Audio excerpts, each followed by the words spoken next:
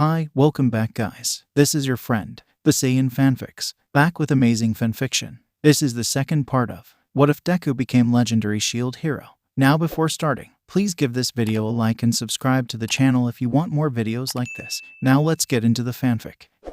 Izuku powered up more and caught up with her. Checkmate, he said and punched. He stopped it before it could fully hit her, but the force of the attack was more than enough to send Eclair into the ground, where her momentum worked against her, and she skidded to a stop painfully. She got to her feet, somewhat shakily, and leveled her sword at Izuku. He spoke again. You can't match me. I've yet to use more than 15% of my power, and you're nearing your limit. Surrender now, while you still have your dignity. Do it, and I'll let you keep your land. But that wasn't good enough for Eclair. Now it wasn't just a matter of getting her father's land back. The shield hero had insulted her honor and skill by holding back against her and asking that she surrender. It was time for her strongest technique, light so bright that it forced Izuku to look away and engulfed her sword. It kept building, and Izuku shook his head. He could stop her from doing this, but he really didn't want to hurt her unless he had to. So instead, he held his shield in front of his and waited. The light fired at him in a cross shape, much larger and faster than before. It slammed into his shield and pushed him back an inch. Then another. Then the cross detonated in his face. Eclair smirked, believing she had won.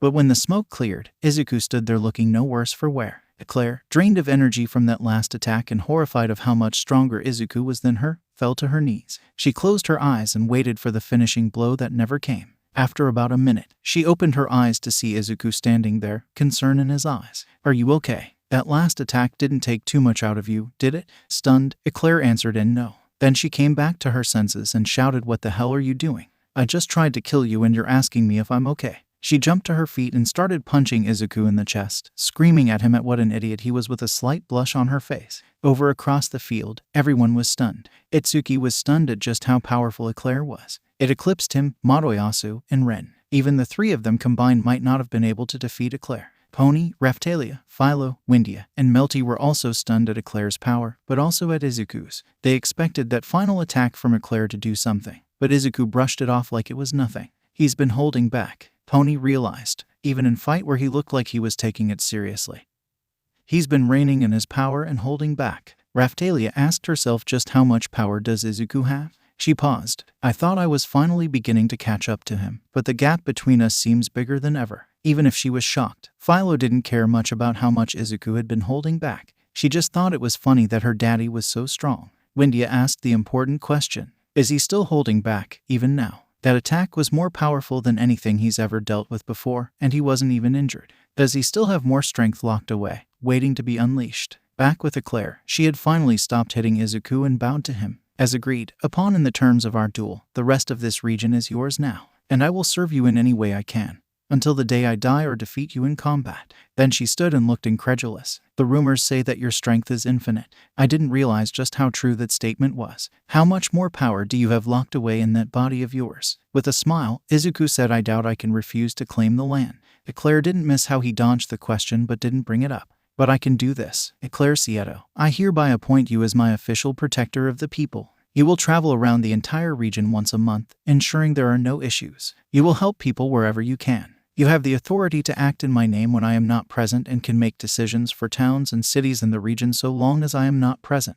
If you abuse this power, I will find somebody to replace you. And you must treat demi-humans as equals, and enforce the law that slaves are not to be abused in any way, or they will be taken away and freed. The owner of said slaves will face a hefty fine and possible jail time depending on the offense. Do you accept? When Eclair promised to serve Izuku in any way imaginable, she expected something far different, something definitely petty and possibly perverted. She wasn't expecting Izuku to basically make it so she was still the acting ruler of the region, with a few added restrictions that she had no problem with. She said, you could have made me into a sex slave for you. You could have made me sweep the streets or clean the sewers. I tried to kill you in a duel we agreed would not be to the death, so I deserve at least that much and probably more. And yet you're letting me do almost whatever I want. Izuku nodded. He blushed slightly at the mention of a sex slave, which had never even crossed his mind.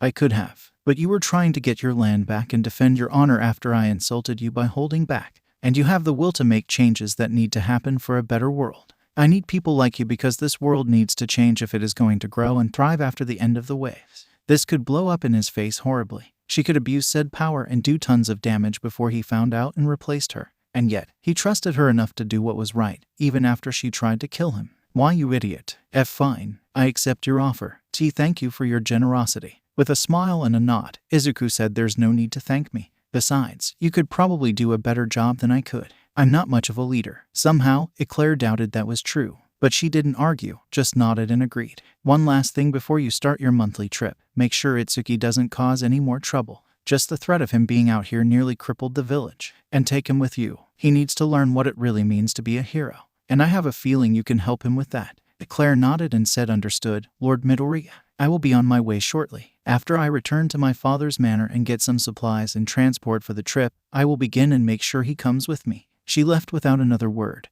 wondering why her face felt so hot and her heart was beating out of her chest. She had never once felt like this before. It was new and it was scary, but not necessarily bad. Perhaps she could figure it out the next time she and Izuku met. She had lost. She had far more power than even him. One of the legendary heroes, and that monster in human skin hadn't even broken a sweat in destroying her. The skill he had charged up, one that would expend all his energy in a single blast, was charged, but would it do anything? Eclair started to walk away, and Itsuki took his chance. He stepped out of the tree line and fired the skill. A massive laser of yellow energy shot toward Izuku. If this didn't do it, nothing would. The beam of energy shot far into the distance, impacting a mountain and taking a decent-sized chunk out of it. Impressive, Izuku said. Thanks. It took a few seconds before Itsuki's brain caught up with what happened, and he jumped back from where Izuku stood right next to him. There wasn't a scratch on Izuku. Even his clothes and armor were untouched. How are you alive? That blew up part of a mountain. It's called dodging. I would have thought that a ranged hero with no melee options would know how to do it. Before Itsuki could respond, Izuku ripped the bow out of his hands and it vanished. However, instead of reappearing in Itsuki's hand like it normally would when he was disarmed, it stayed gone. How do you even do that? Itsuki kicked Izuku in the shin repeatedly, but for all its effect, he may as well have been kicking a brick wall. Give it back. Give me back my weapon. Izuku grabbed Itsuki by the back of his armor and lifted him into the air. The legendary hero really needed to work on his physical capabilities. Without his bow, he was helpless. This is just sad now. Izuku lifted Itsuki up higher and slammed him into the ground, not doing any serious damage, but keeping Itsuki on the ground for a while. Just then, Ren and Madoyasu came running out of the village with weapons drawn. The two heroes relaxed when they saw it was just Izuku and Itsuki, and that Izuku had the situation well in control. Flat on your ass and barely conscious. And you've been here for how long? 10 minutes. But Lord Izuku spent most of that time fighting me, Eclair said, causing the two heroes to realize she was there. He ended up like that in about 10 seconds. Once again weary, especially from how the strange woman in front of them called Izuku Lord Izuku, Ren asked, and who are you? Rule one of this world. Treat everyone and everything with a healthy amount of suspicion. If you didn't, you were likely to find a sword or dagger, or some other sharp object lodged into your spine. And why are you calling him Lord? Pony stepped in to explain. We got back from our trip, claiming Durandal, the 7-star staff, and Caliber. Itsuki ambushed us with her, and she and Izuku fought for a few minutes. Her name is Eclair, and her father used to own this land. She saw Izuku owning this village as a threat and fought him over her inheritance. She lost, and now Izuku owns and rules this region. He also hired Eclair as his ambassador, with just as much power as she would have had normally, and only a few rules to follow. Leaning on his spear to help catch his breath from running all the way there from the docks on the other side of the village, Madoyasu said, yeah, that sounds like Izuku. I take it the rules were just about treating people fairly and not discriminating against anyone. Pony nodded. He turned to Izuku. So, what do we do now? In answer, Izuku activated a bunch of spells. Shield Cage, Airstrike Shield, Second Shield, Flame Barrier, Enhanced Defense, Detroit Smash. 4 layers of barriers surrounded the group, and Izuku punched upwards with 50% of OFA, sending a massive burst of pressure upward, passing through the barriers, impacting a large beam of light and weakening it enough so it only went through one of the barriers. What the hell was that? Madoyasu screamed in shock, both asking about the beam of light and the insane amount of power Izuku just unleashed with seemingly no repercussions. Eclair was realizing just how much Izuku held back against her. He likely could have just stood there and allowed her to attack him and not taken any damage. Releasing the remaining barriers, Izuku quickly cast a healing spell on himself to repair the broken arm he now had from his punch. I'm not sure, but whatever it was, if I didn't do that, it would have killed us all. Up there, he pointed to the top of the crater they now stood in. The Pope was there with a golden spear in his hands. Impressive work, Devil of the Shield. I am unsure of what that was that allowed you to survive, but make no mistake, you will not live through this day. He raised his weapon in the air. For you see, this weapon is a foo. He was interrupted by Izuku launching himself into the air and throwing a punch. Don't care. The Pope managed to react in time and the spear turned into a golden shield. The barrier of energy that appeared was shattered instantly, but the shield managed to protect the Pope from being eviscerated, albeit with a large dent in it. The dent quickly repaired itself and the shield turned into a sword, which released a blast of light that sent Izuku crashing back into the ground. But you should, devil. This weapon is both a replica and an improvement of the 4 legendary weapons you hold. All 4 fused into one, and with all my followers supplying mana to it, I can wield it with no issue. He pointed the sword at Izuku, sending another blast of light. It hit Izuku's shield and exploded into a large amount of smoke, obscuring the entire group. Unharmed, Izuku said, "Ren, Midoriya, Itsuki, stay here and help me fight him. Take down the followers while I deal with him. The rest of you, get to the village and get everyone into the bunker. Go." Melty and Eclair hopped onto Philo's back, while Pony used her horns to fly herself and Raphtalia out of the crater. Before the other 3 heroes could leave to disable the followers supplying mana to the Pope, he shouted "Cathedral," and a building of light appeared on top of the crater, boxing them in. "You shall go no further. Warn your town and evacuate them wherever you wish. It will not be enough. You will all die here, and they will be next. I will not allow anyone to ruin all my hard work, no matter who they are or what power they have. Especially you, Devil of the Shield." It was then that it clicked for Izuku. It was you. You're the reason I was treated horribly by everyone, weren't you? But of course, we worship only the sword, the spear, and the bow. The shield is an abomination and should be treated as such. I will do whatever it takes for your legacy to be forgotten by this world, even if it means killing you all and dooming this world to oblivion. Ren and Midoriya tried to attack using their strongest skills, but the Pope vanished. He turned his weapon into a bow, and multiple reflections of him appeared on the walls of the light construct, trapping them in the crater. "Now perish." Arrows made of light shot at them from each reflection. Ren, Midoriya, and Itsuki were able to destroy some of them, but it wasn't enough. The Pope laughed and said, "I have controlled every move you have made from the very beginning. Every step you took and every monster you killed from the moment you arrived in this world was governed by me." More light arrows shot forward, too many for the heroes to stop. Ren, Midoriya, and Itsuki had to dive out of the way, but Izuku stood there and took the arrows, taking no damage because of his defense. The Pope was undeterred by this. Once he managed to kill the other 3. He had stronger skills that could be used against the Devil of the Shield. That foolish king wished to control you for his own gain.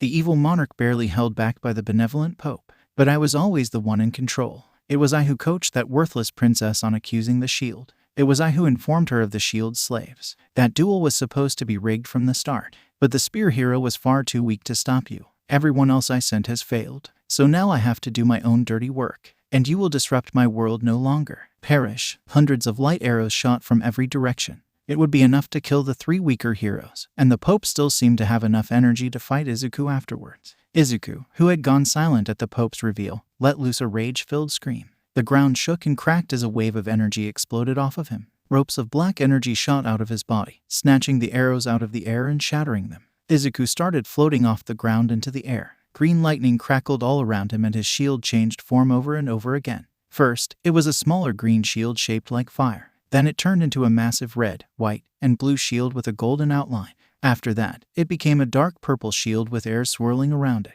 The next shield was also large, only slightly smaller than the second one, and colored black with more of those strange lines of energy coming off of it. The shield kept switching between those 4 forms before sticking to the black one. Izuku dropped out of the air, looking pissed. When he spoke, it didn't sound like himself. "For the sake of this world. You haven't done shit for this world. Don't even pretend otherwise. Little Ninth has put his life on the line time and time again for you bastards. And this is how you repay him. Well, no more. We won't stand for it anymore." Black flames roared to life all around Izuku as more of those black lines appeared. The ropes of energy shot out and shattered each of the reflections, to the panicked look of the Pope. Once only one remained, he panicked. What is this? Why, you really are the devil." The Pope had spread those lies, but he never once believed them until now. With the black fire and those strange ropes that were shattering his reflections, plus that already intimidating armor and the different voice, Izuku really did look like the devil now.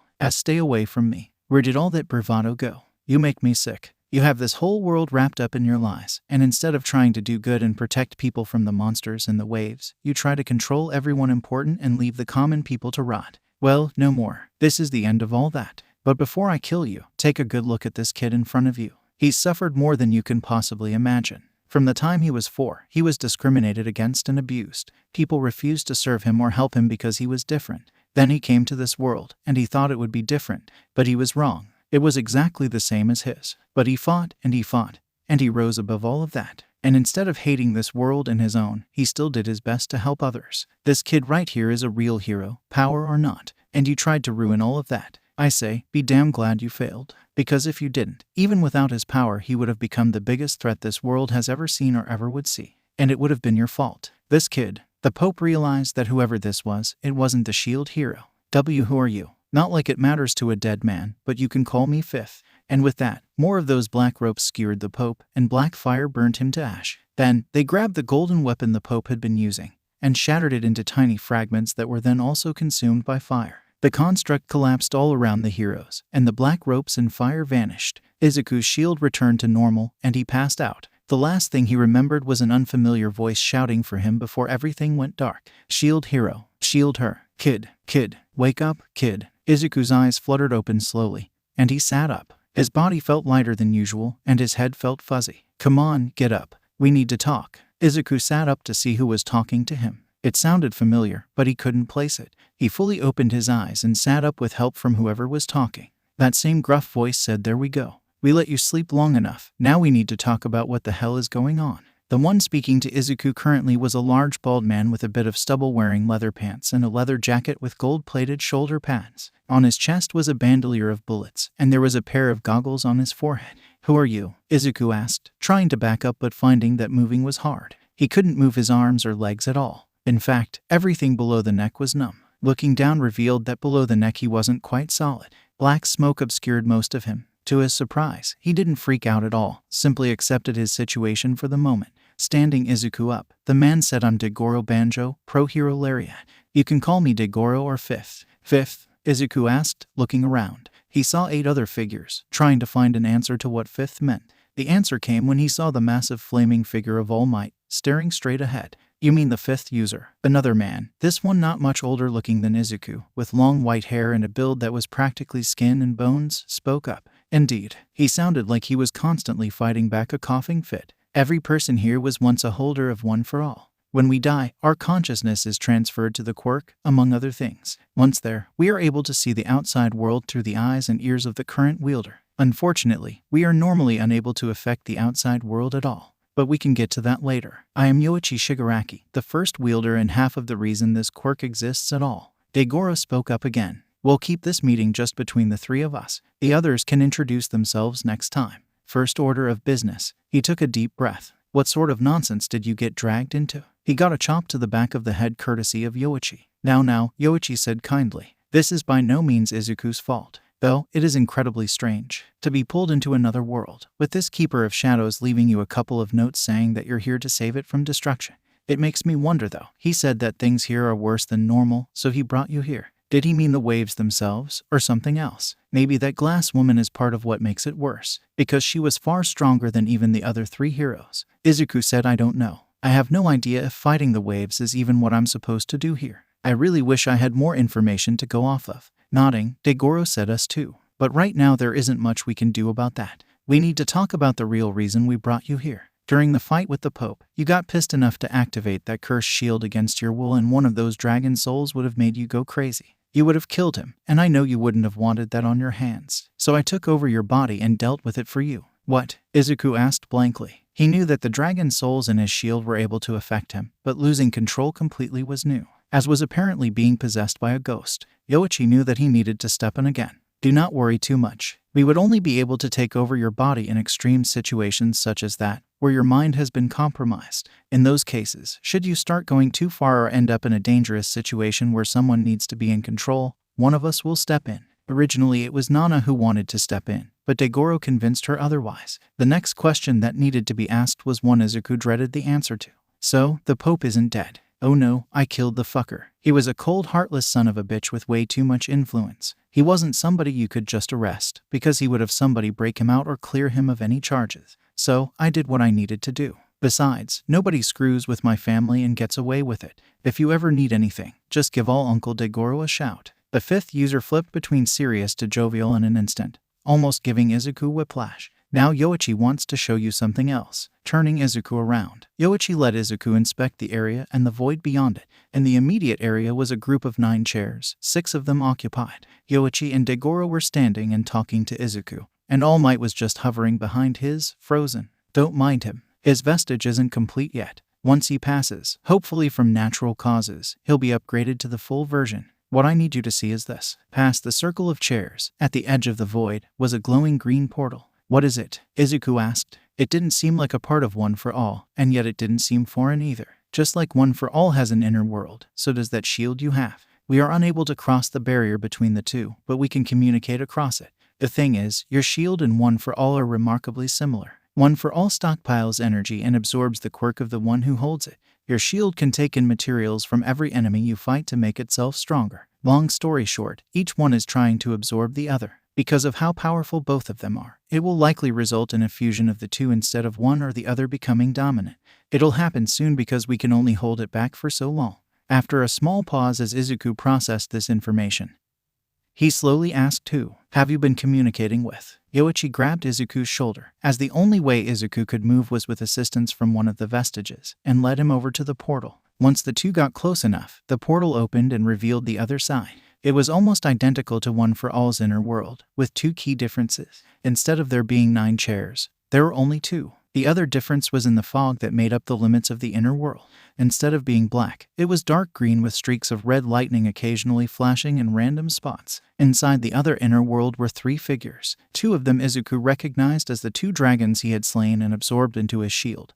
Those shrunk down heavily to be around the same size as an average adult human. The other was impossible to identify because it lacked any characteristics at all. It had no face whatsoever, and the form it took always seemed to flicker like a flame, as if it wasn't actually solid. Mainly that faceless dude. I can't get any answers as to who or what he is, but he has given me information about the shield you have, and I've done the same for him with One for All. He won't answer any more questions until you go talk to him, so get. Yoichi lightly shoved Izuku into the portal. Thankfully, there were no issues with passing through. Once Izuku regained his balance, he realized that he had a solid body again. Slowly, he walked over to the figure. Shield bearer, 9th wielder of One for All. The broken, the reborn. You who stand as the strongest yet remember your time as the weakest. I have been waiting for so long for one such as you. The voice clearly came from the figure, but it still had no mouth. It hadn't even turned toward Izuku. It spoke again. All is not right with this world. Yet you have a great destiny in your own. You are not supposed to be here. An anomaly. A mistake has been made, but not by you. So, you stand here, fighting a battle that is not your own. Desperate to save this world, and to return to your home. You fight, but what do you fight for? Your friends, your lovers, personal gain. No, you do not fight for any of these things. You fight for the sake of this world itself. You fight because you can. You fight because even the gods who created you fear your potential and your power. You are the cursed, the blessed, the blade forged in pain and sharpened by suffering. You are all these things, and so much more. What are you really? Who are you? Finally, the figure turned to face Izuku. Not by twisting or moving its legs. It simply seemed to shift to face Izuku unnaturally, like the humanoid figure was unnatural to it. You are the destroyer, the creator, the weapon, the shield, the protector, everything and nothing, and even more beyond. I too am many things. What will I be to you? The more this thing spoke, the more confused Izuku was. You didn't answer my question, nor did you mine. What are you, and what am I to you? Answer me and I shall answer you. Answer this, and all will be revealed. Once again, the answer made no sense. What was this thing? Who was this thing? But Izuku apparently needed to answer those 2 questions before any would be given to him. What was he? Every title this entity had given to Izuku was accurate. Each one could be used to describe him, and yet none of them told the full story. Even all of them together were missing one thing. The one title Izuku hadn't been given yet. A hero. He spoke quietly at first, then louder. I am a hero. The hero. And what am I? Everything I am is because of you and because of One for All. Without the 2 of you, I'm nothing. Izuku answered what he felt was the truth. If he hadn't been given All Might's quirk, he wouldn't have even had the courage to show up to that entrance exam. And without the shield and all the abilities it gave him, he wouldn't have been able to survive in this world. Or so he thought. Is that the truth you have found? Tell me, what have I done that you would not have been able to do alone? What is One for All? Memories started to play all around them. Things Izuku had done well before he ever got the shield or One for All. Standing up to bullies all his life, saving Bakugo's life from the sludge villain, cleaning a trash-filled beach. In the entrance exam, One for All didn't make him help Pony find her exam room. It didn't make him try to save her when the building collapsed. Kindness is a strength all its own, especially when it comes from one such as you, who has been rejected by the rest of society. More memories played. In these, Izuku did use his shield and One for All. It is your own strength that allows you to fight so hard for the sake of others. The power granted to you by myself and by One for All is nothing compared to that strength. Do you accept my truth? Answering that question wouldn't be so easy. All his life, Izuku had been told he was worthless, that no matter how hard he tried, he would never be what he wanted to be. But the evidence was all around him. It was his own actions that made All Might choose him to inherit One for All. It was him who took the shield and protected the innocent. It wasn't the shield or One for All that inspired Pony, Raphtalia, Philo, and the rest of Luralona village to fight and protect the world. It was him. And so, Izuku had his answer. I do. Without a face, it was impossible to tell what the entity was thinking, but it seemed to relax a bit as if smiling. Similar to One for All, this shield has been wielded by many others in the distant past and across history. I was the first, and the one who sacrificed my spirit to ensure that there would always be at least one willing to protect this world from harm. An endless cycle of rebirth so I could guide those who succeeded me. But it is time for that cycle to end. From now on, you are the master of this shield. It is as much a part of you as the heart that beats in your chest. And it is time for me to go and take my long-awaited rest. The figure started to change until it resembled a person. They had long black hair and were taller than Izuku, with a similar build to him, that being muscular but lean instead of bulky. The armor the figure was wearing looked somewhat primitive compared to Izuku, being from long ago. He carried the shield and a short sword, with a small smile on his face. Come, he said, his voice no longer sounding immaterial. It is time to speak to the first of One for All. Izuku and the shield spirit walked over to the portal to speak to Yoichi.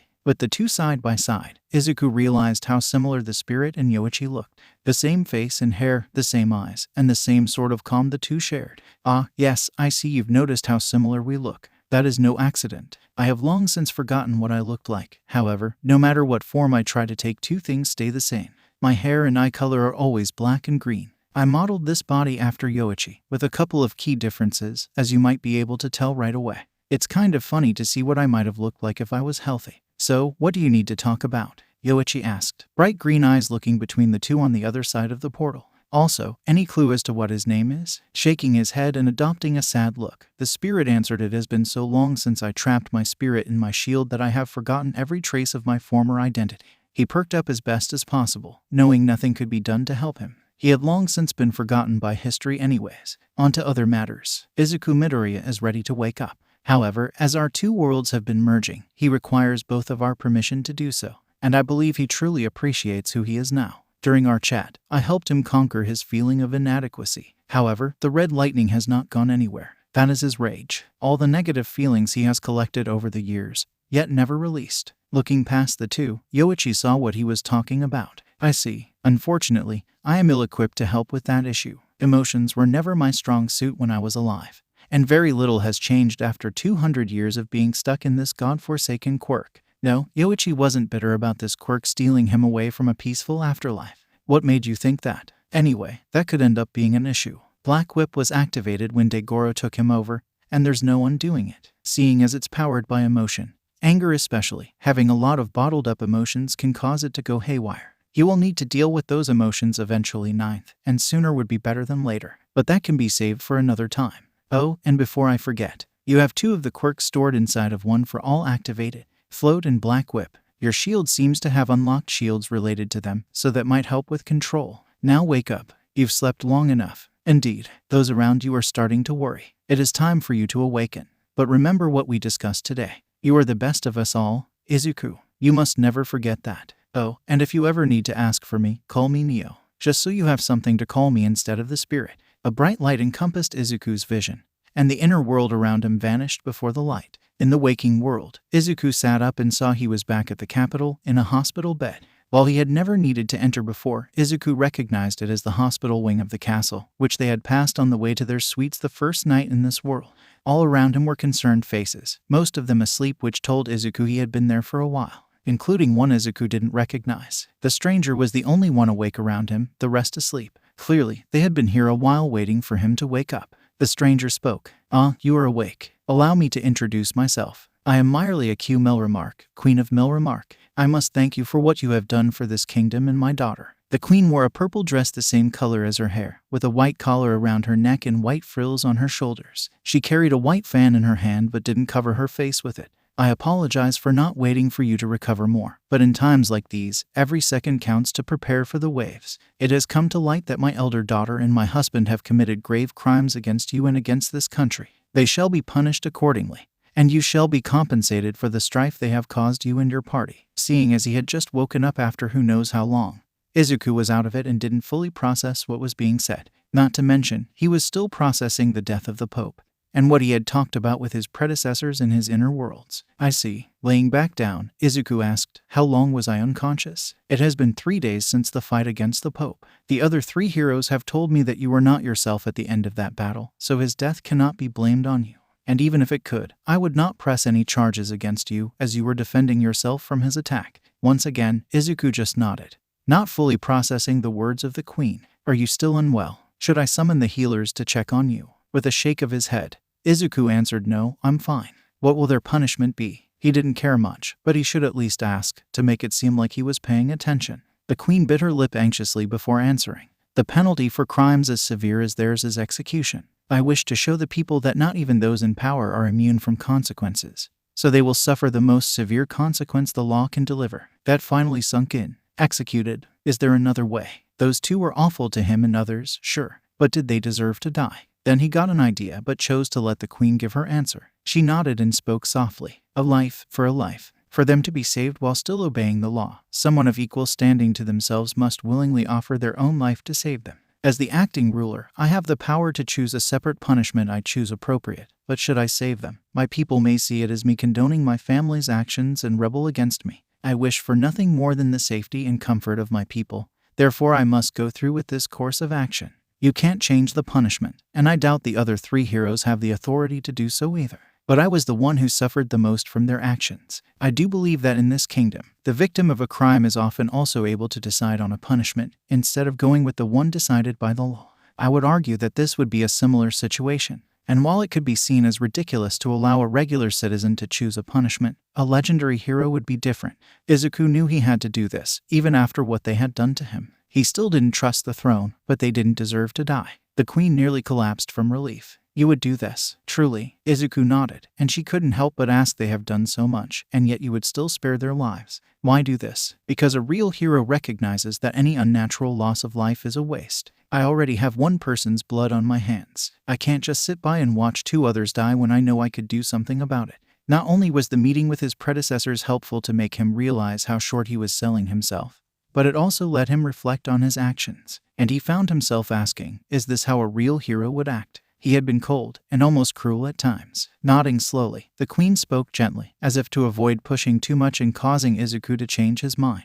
Very well, I shall cancel the order to spread the word of the execution. Until you decide on a punishment, I shall have my husband and daughter locked in the dungeon. If you will excuse me, I shall take care of that now. Izuku stopped her. He might not be killing them, but he was still pissed at them. Actually, carry through with the execution preparations. Set up a date, spread the word, and even let those 2 know about it. They might not be getting executed, but the fear could do some good. Call it part of their punishment. The queen froze, and she remembered who she was dealing with. All her shadows and every account she had ever heard about him said that he was confusing to interact with and seemed to almost contradict himself at times. Those accounts did nothing to prepare her for actually interacting with him. Then that is what I shall do. The trial will be held tomorrow, but they have already been found guilty and the trial is a formality. But I must make preparations either way. I shall be going now. I hope you recover quickly, shield hero. Soon after the queen left the room, Izuku decided to try and stand up. He hoped moving around a bit would help get rid of the stiffness he felt. As he shifted his legs off the bed and tried to stand, he was tackled back down by Pony.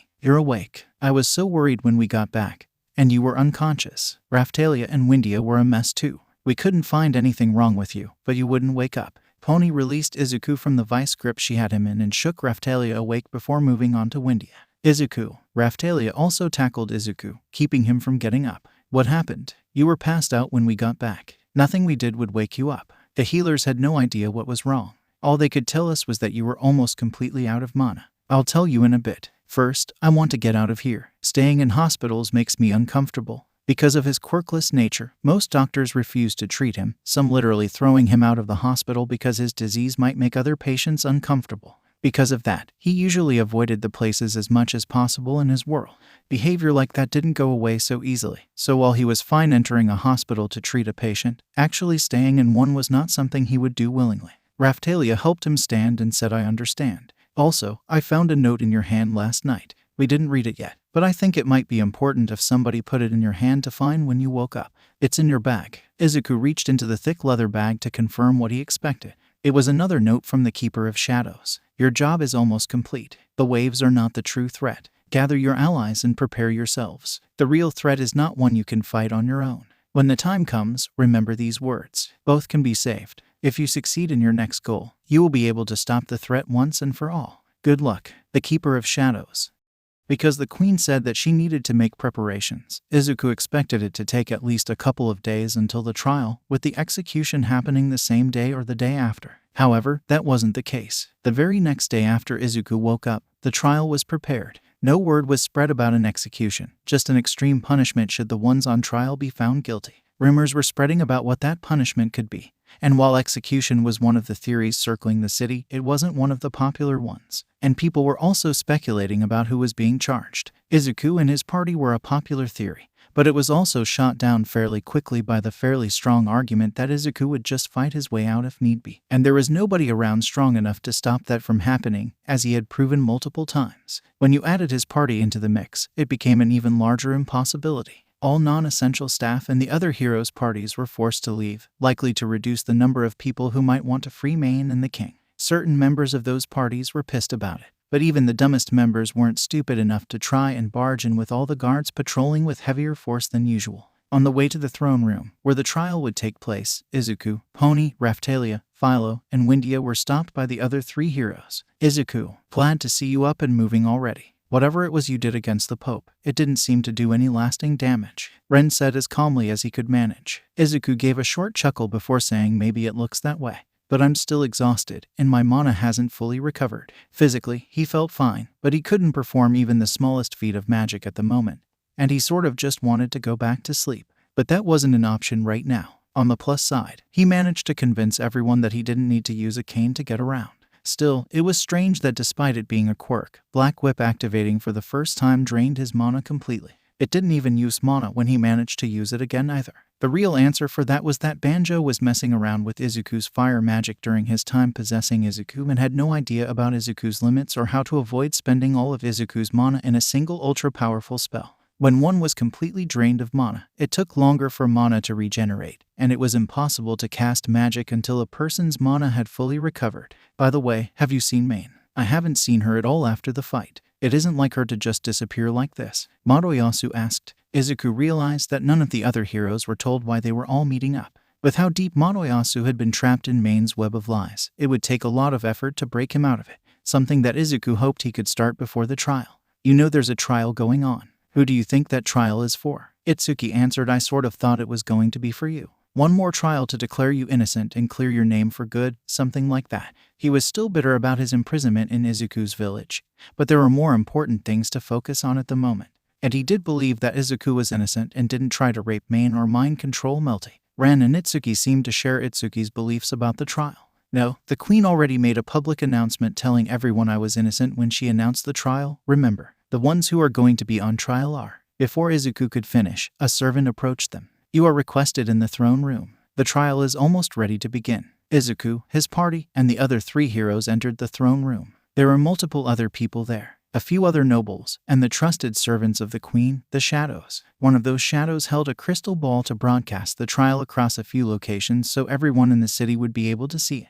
"Ah, good. With the heroes here, we may begin. Bring out the accused," the queen ordered, and a few regular soldiers led two more people into the throne room in chains. Madoyasu finally got his answer to where Main was, though his didn't like what he was seeing. "Main, what is going on here? Why are Main and the king in chains?" He would have tried to grab his spear and break the chains, but Izuku grabbed his wrist and stopped him. In a desperate attempt to escape punishment, Main said, "Mama, why are you being so mean? I'm your daughter." She tried to walk forward, but the guards stopped her. The king also made an attempt to cancel the trial. "My queen, why would you do this to us?" Has the devil of the shield brainwashed why he didn't get to speak any further than that, as the queen froze him up to his neck and eyes. "Silence. You know as well as I that the shield hero has no such power. Now, begin the final preparations. With a clap of her hands, the queen called forth a servant carrying a tray filled with items very familiar to Izuku. The magic ink and brush that were used to form a slave pact. To ensure the truth and a fair trial, you will be given a slave crest temporarily. Once again, Midoriya voiced his displeasure. Is that really necessary? A slave crest on your own daughter? With a nod, the queen explained it is. My daughter is a pathological liar. This will keep her from being able to sway anyone with those lies. After pricking her finger, the queen had the servant form the slave pact.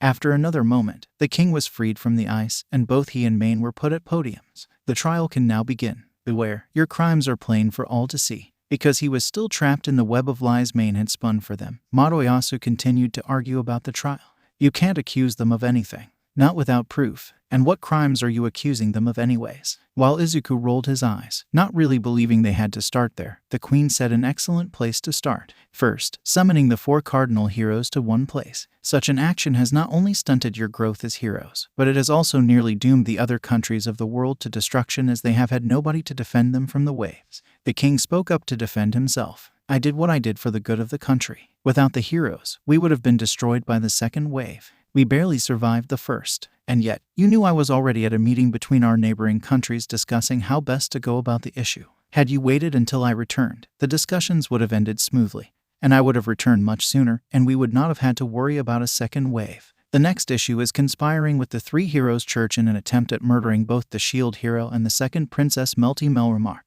Mane tried to deny her actions. I would never. What reason do I have to work with the Chu? She was cut off by the slave crest activating, proving her lie and painfully shocking her. With a sigh, the queen said, it saddens me that the first princess would attempt to overthrow the state. I would never. It was the Shield Hero who tried to kill the Melty. Mane was once again caught in a lie and punished with another shock, more potent than the last, and the plot to kill all 4 cardinal heroes. The queen asked, hopeful that Mane's answer wouldn't set off the crest. To everyone's surprise and relief, Mane replied, I would never involve myself in such a terrible scheme. I didn't even know the Pope was planning on killing all of them. It was just supposed to be the shield. The lack of reaction from the slave crest proved that Mane wasn't lying.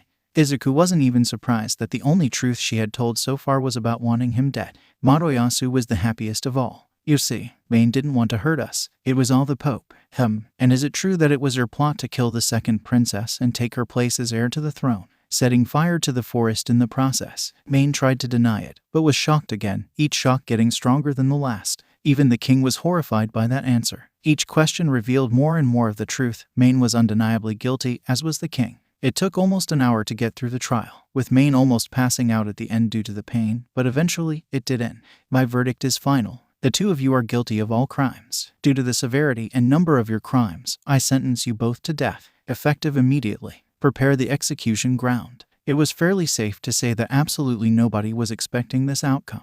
Even Izuku, who knew about it beforehand, was expecting the queen to change her mind and issue a different punishment from the beginning. Quickly, both Mane and the king were put under guillotines, locked in, and unable to do anything but plead for their lives. However, the king made no pleas to be spared, instead spending his final moments trying to escape and glaring at Izuku with a hatred unmatched by any he had ever seen before. Mane was a much different story. She bawled her eyes out, begging for Midoriya to save her, or for her mother to change her mind, or even for Melty to rescue her older sister. Eventually, she came to her final option, Izuku. Please, Sir Midoriya. I'm sorry. I was wrong to frame you. I don't want to die. Over and over again, she begged and apologized, praying for Izuku to be her last home. But that hope slowly died as she saw Izuku stand there and do nothing. Just as the queen raised her hand to signal the executioner to cut the ropes holding back the blades, Izuku spoke. How pathetic. After all, you did. Even in the position you're in now, you still don't have the dignity to face the consequences of your actions. He walked to the center of the courtyard where the executions were taking place.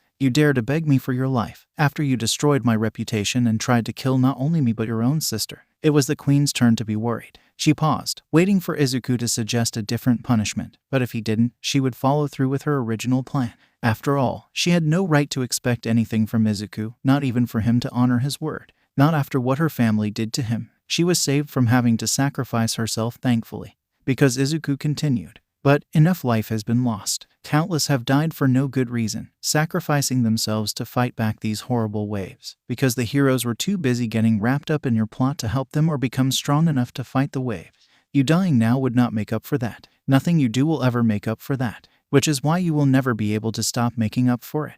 The next words Izuku spoke carried power far beyond what anyone thought was possible for mere words. On my authority as the shield hero, I strip the two of you from your names, titles, and heritage. You will no longer have any claim to the throne, and you are no longer a part of the royal family. I sentence you to endless service to the people of the world. For the rest of your lives, the two of you will be cursed to travel the roads, helping all in need of help. And only when the day comes that you wither and die will your sins be forgiven and your debt to this world paid.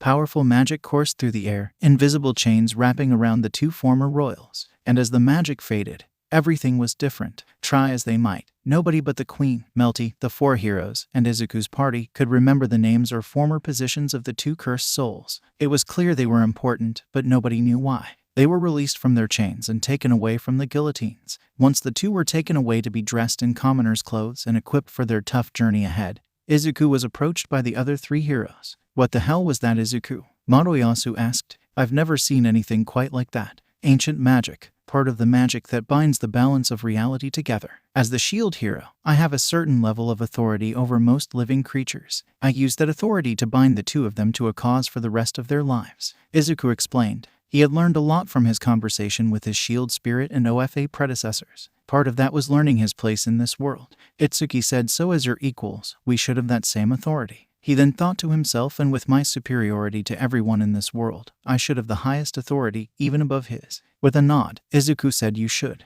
But there are still rules to follow when using that authority. So if you try something outside of those rules, it won't work. Each of the other heroes would eventually try that trick out themselves, to varying degrees of success. Hours after the trial, Izuku was preparing to leave with his party. The Queen herself came to see him off, as did Melty. I must thank you again for what you have done. My husband and daughter may never be able to return home, but they are alive. That creates a debt I can never repay.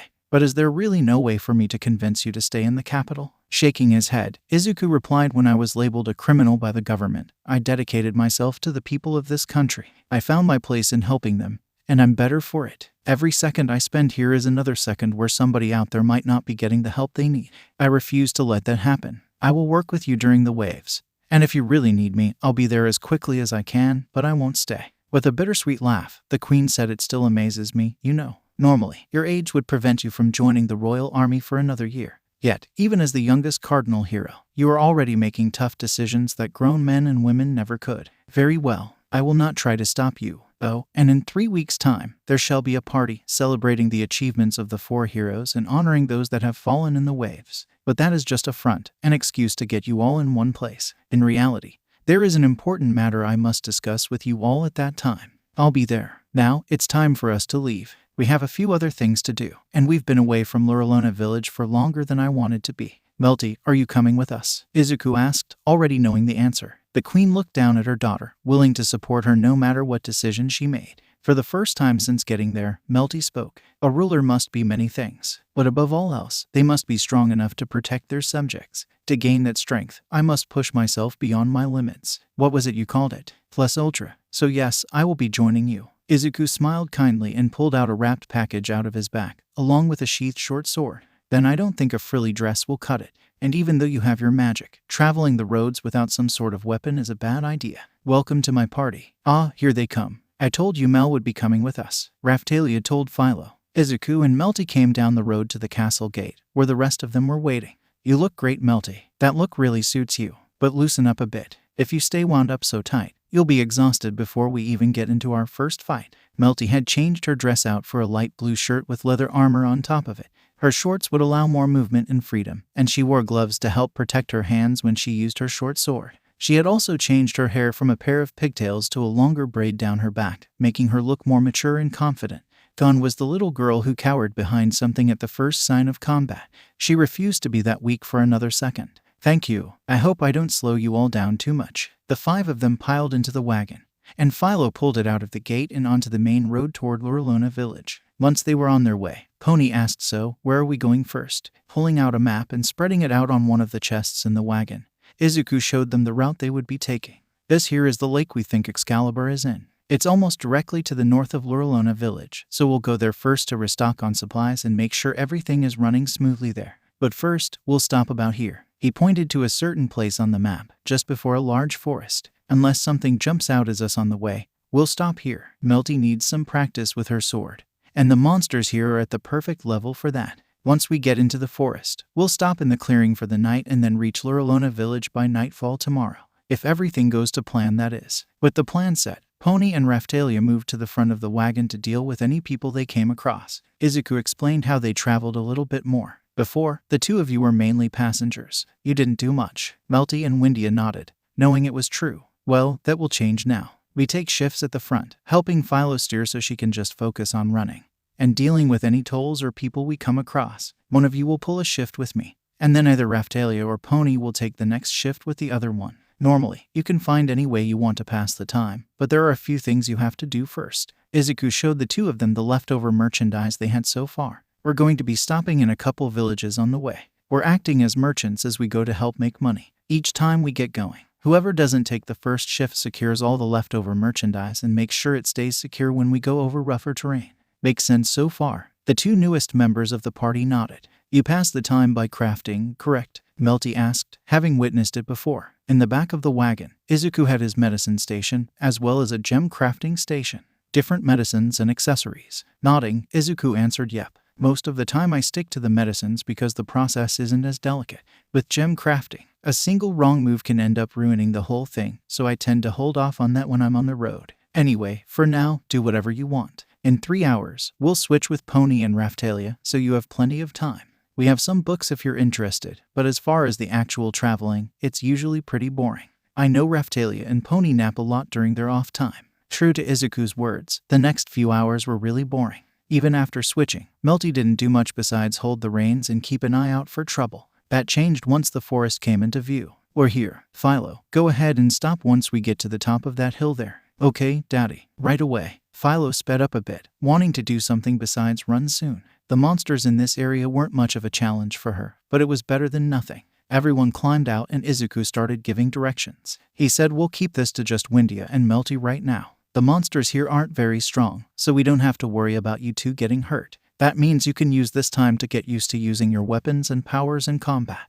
And there's your first opponent. Izuku pointed to the rustling grass a little way out. It was a bear, about the size of Philo. Melty was intimidated by the size, not sure if she could take it. Are you sure this is a weak monster? It looks so strong. Izuku instructed her to watch it for a minute and chucked a pebble at it to get its attention without actually hurting it much. Once it started charging them, Melty realized what Izuku meant. The beast might have been large and was very likely incredibly strong, but it was slow and clumsy. I want each of you to use your swords for this, not blast it away with your magic. If you rely too much on magic, an opponent who can nullify or resist it will be even harder than usual. Izuku instructed. He had a shield in case things went wrong, but this monster really wasn't a threat. The bear finally reached them, and Izuku blocked the first attack with his shield as Windia and Melty stayed behind him. With a grunt, Izuku threw the bear back a few feet. In the opening that was created, Windia managed to make a cut across its chest. It wasn't deep, but it was progress. The bear tried to attack Windia, but it was too slow and she was able to jump out of the way. While it was distracted by Windia, Melty struck. She had managed to get behind the bear and drove her sword into its back.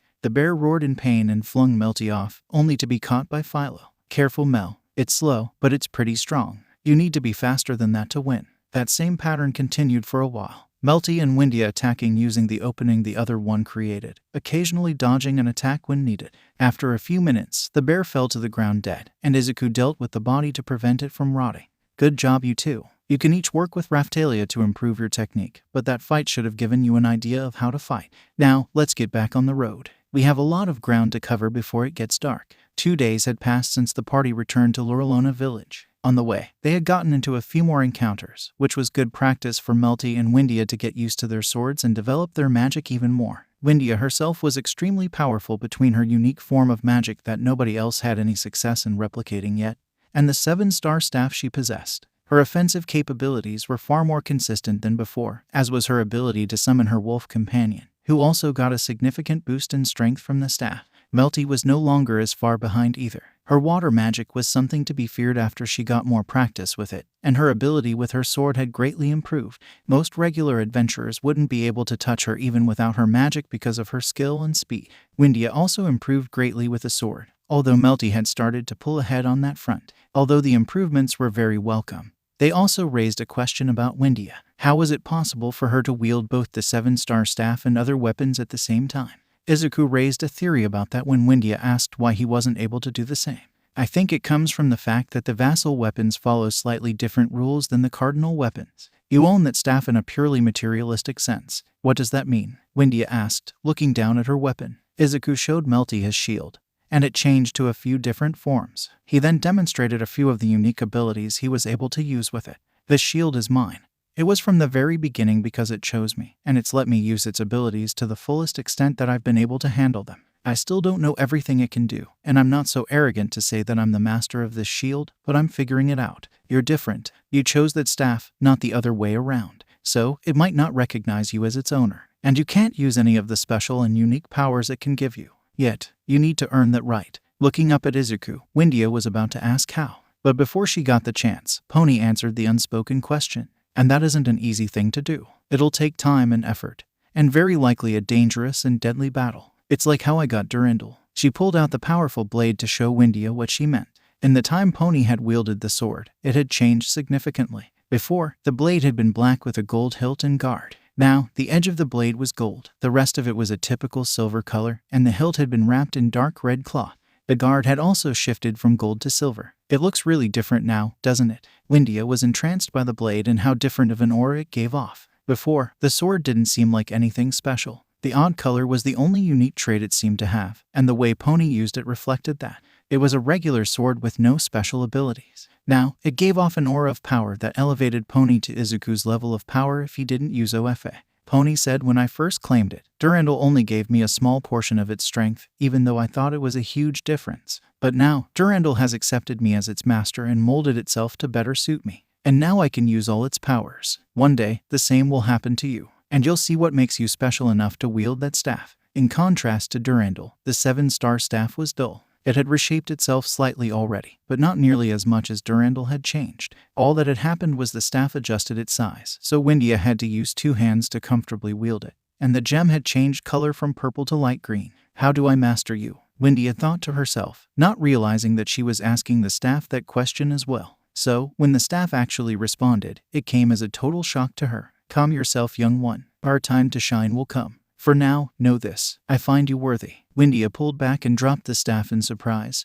falling backward. When she recovered, she reached out hesitantly to pick up her staff, as if it would be hot to the touch. The staff shot up into her hand and the gem glowed with a soft green light. It spoke to me. That means you're one step closer. Raphtalia chimed in. She pulled out her own sword, staring at it. The sword hadn't changed any since Raphtalia had first claimed it, but that made sense as the sword was still completely dormant.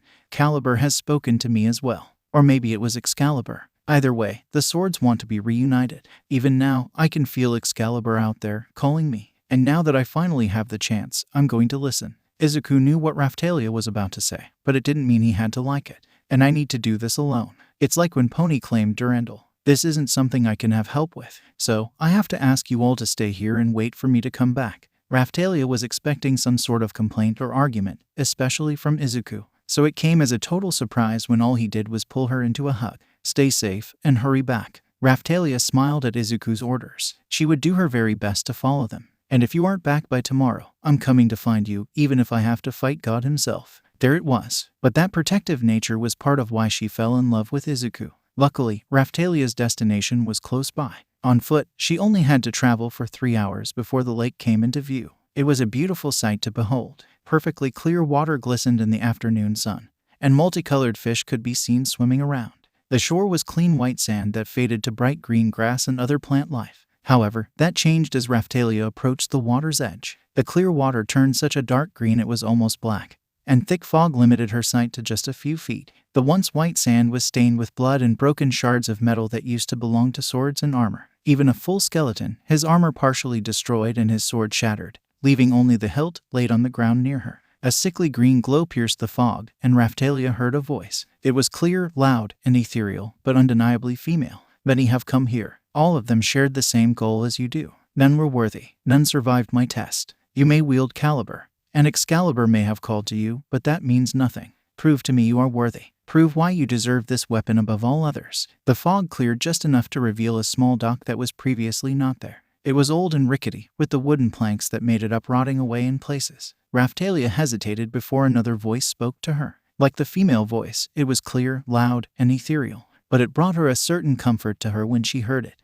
Do not falter, even for a moment. Do not turn your back. No matter what visions you must endure. Do not ignore your fears, but do not let them rule you. And when the time comes, strike fast, hard, and true. Remember, you are not alone here. While my strength is limited without my brother, it is yours to command. And above all else, remember why you are doing this. With those words calming her, Raphtalia walked out onto the dock. It wasn't easy, and it seemed to get longer the farther out she walked. But nonetheless, she continued. True to Calibur's words, she saw visions, horrible visions of possible futures and pasts. The first vision she saw was a tough one for her, as she knew how close she came to experiencing it for real. The slave merchant she belonged to before Izuku led her master and lover through the various products he had.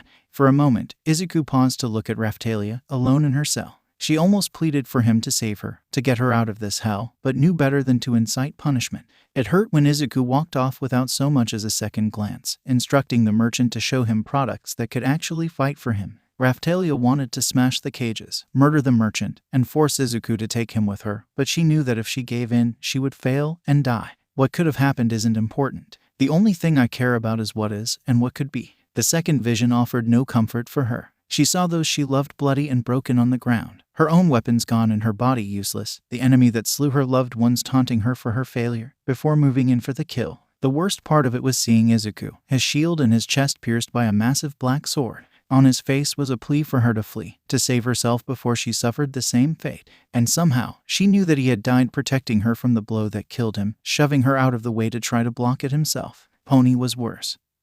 Her body bisected at the waist, her horns ripped off and used to stab her through the chest, and her sword in pieces next to her. And Windia was the worst of all because she wasn't dead yet. Chains of dark magic wrapped around her, and a thick collar was around her neck, as the horrible villain dragged her around like some sort of sick trophy. Still, Raphtalia carried on. She walked right through the monster that murdered her partners, and the vision faded from existence. I refuse to let this future come to pass. No matter who I have to fight, or when, I will never give in. Very few steps passed between the second and third visions, and this one was the vilest vision of all. Not because it was some horrible, gruesome scene where her loved ones were in danger or ignoring her, nor were her loved ones the ones hurting her. No, this vision was evil because it was a vision of the future that Raphtalia yearned for. In a small cottage on top of a hill overlooking a forest on one side and the ocean on the other, another Raphtalia stood with Izuku, Pony, and Windia. She, Pony, and Windia were all heavily pregnant, and all three already held a child in their arms. Philo was at the bottom of the hill in her human form, a fishing rod in her hands as she sat next to Melty. The copy Raphtalia opened her mouth and spoke, but her voice was that of the female from before. This could be yours. This happy ending.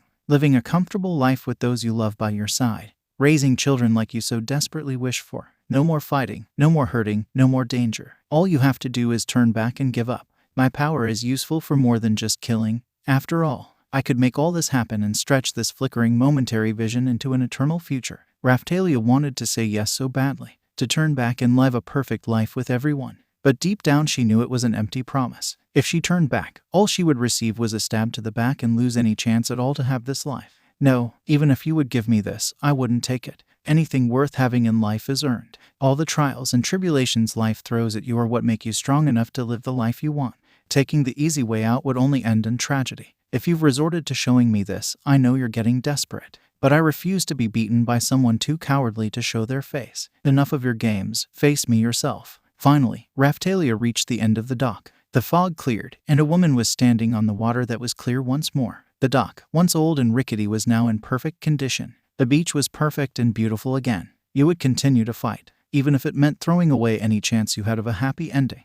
Even when you face impossible odds, with only the promise of pain and death ahead, will you stay true to yourself and fight until your final breath? I will, no matter what cost to myself. Raphtalia spoke with so much confidence it surprised even herself. There was silence for a moment as Raphtalia and the strange woman stared at each other. Very well, you have passed the first test. Now you must reach the bottom of the lake and attempt to pull Excalibur from the bottom. But before you go, a reward for showing such resolve and refusing to falter even for a moment. Even once you finish fighting the waves, there is still much more to your journey than you know. You will visit strange lands with strange people. The Lady of the Lake held out her hand and offered Raphtalia a clear white pearl. When you are lost and must find a way, remember what is important. This pearl will guide you, but only once, and only in your darkest moment. It will work even in other worlds, so no matter how far you go, you will always be able to return home. If there was one thing Raphtalia learned about the world, it was that there was always a cost for something, and nobody gave you anything without a reason. Why give this to me? Once more, there was quiet. Then the Lady of the Lake spoke. Perhaps it is because I wish to see one story end happily. Perhaps I wish for you to avoid a fate like mine. I was not always like this. I was once like you, strong, beautiful, kind. My brother was the one to wield the sword that slumbers in this lake, and I once wielded the one you hold now. However, we were proud and arrogant, and that was our downfall. Now, my brother exists only in stories, his real name forgotten, and another given to distract from the truth, and I remain here, guarding his final belongings so that none may tarnish what little memory of him remains. Now go, before I become lost in the past and drag you with me. With a gentle shove, the Lady of the Lake forced Raphtalia into the water, and she sank like a rock. At first, she panicked because she was unprepared, but quickly regained her wits. Searching around, Raphtalia realized that despite being at the bottom of the lake, she was not at the deepest part of it. As she moved towards the center of the lake, it sloped downward and eventually led to a steep cliff that Raphtalia couldn't see the bottom. Far below, there was a soft golden glow that Raphtalia knew had to be Excalibur. She swam downward as fast as she could and used a bit of light magic to allow her to see. There were no fish in the lake, despite the water being clean and fresh. The only living creatures were herself and the Lady of the Lake. As she got closer to where the sword was, she managed to make out the outline of it.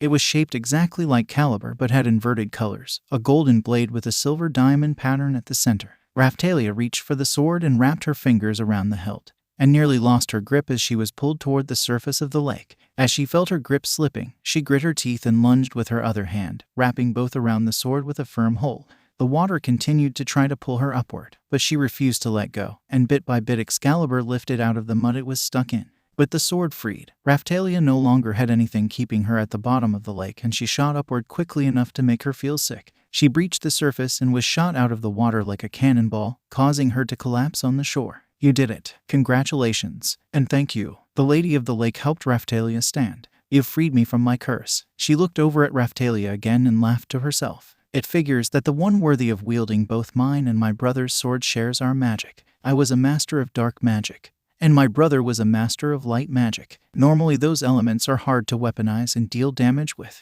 However, the swords will make it easier. Channel your mana into them, and you will be able to do amazing things. Now go. I'm sure your loved ones are worried about you. When Raphtalia returned, it was nearly nightfall, but Izuku was waiting for her all the same. He pulled her into a hug and didn't let go until she began having trouble breathing from how hard he was squeezing her. I'm so glad you're back, and I wish we could give you more time to rest. Recovering from Izuku's bear hug, Raphtalia said, but we have work to do. Not exactly. Not exactly. What are we doing then? Raphtalia questioned, and Izuku pulled out one of the communication devices he had made. The Queen sent us a message. It's easier to just show you. It had taken a lot of tinkering, but Izuku had managed to include a video feature on the devices. So, when you talked, you could actually see the one you were talking to. When sending a message, it worked similarly. An image of the Queen appeared, and after a moment started talking. Shield Hero, I know it has only been a few days since you left. However, an important matter has been brought to my attention. You and your party are requested to return to the capital as soon as possible. A party will be hosted 3 days from now. During said party, a meeting will be held between you, your fellow Cardinal Heroes, and myself. I am aware that this is short notice. However, I have just gotten this information myself. I hope to see you soon. She looked around for a moment while saying to herself, now how do I turn this off?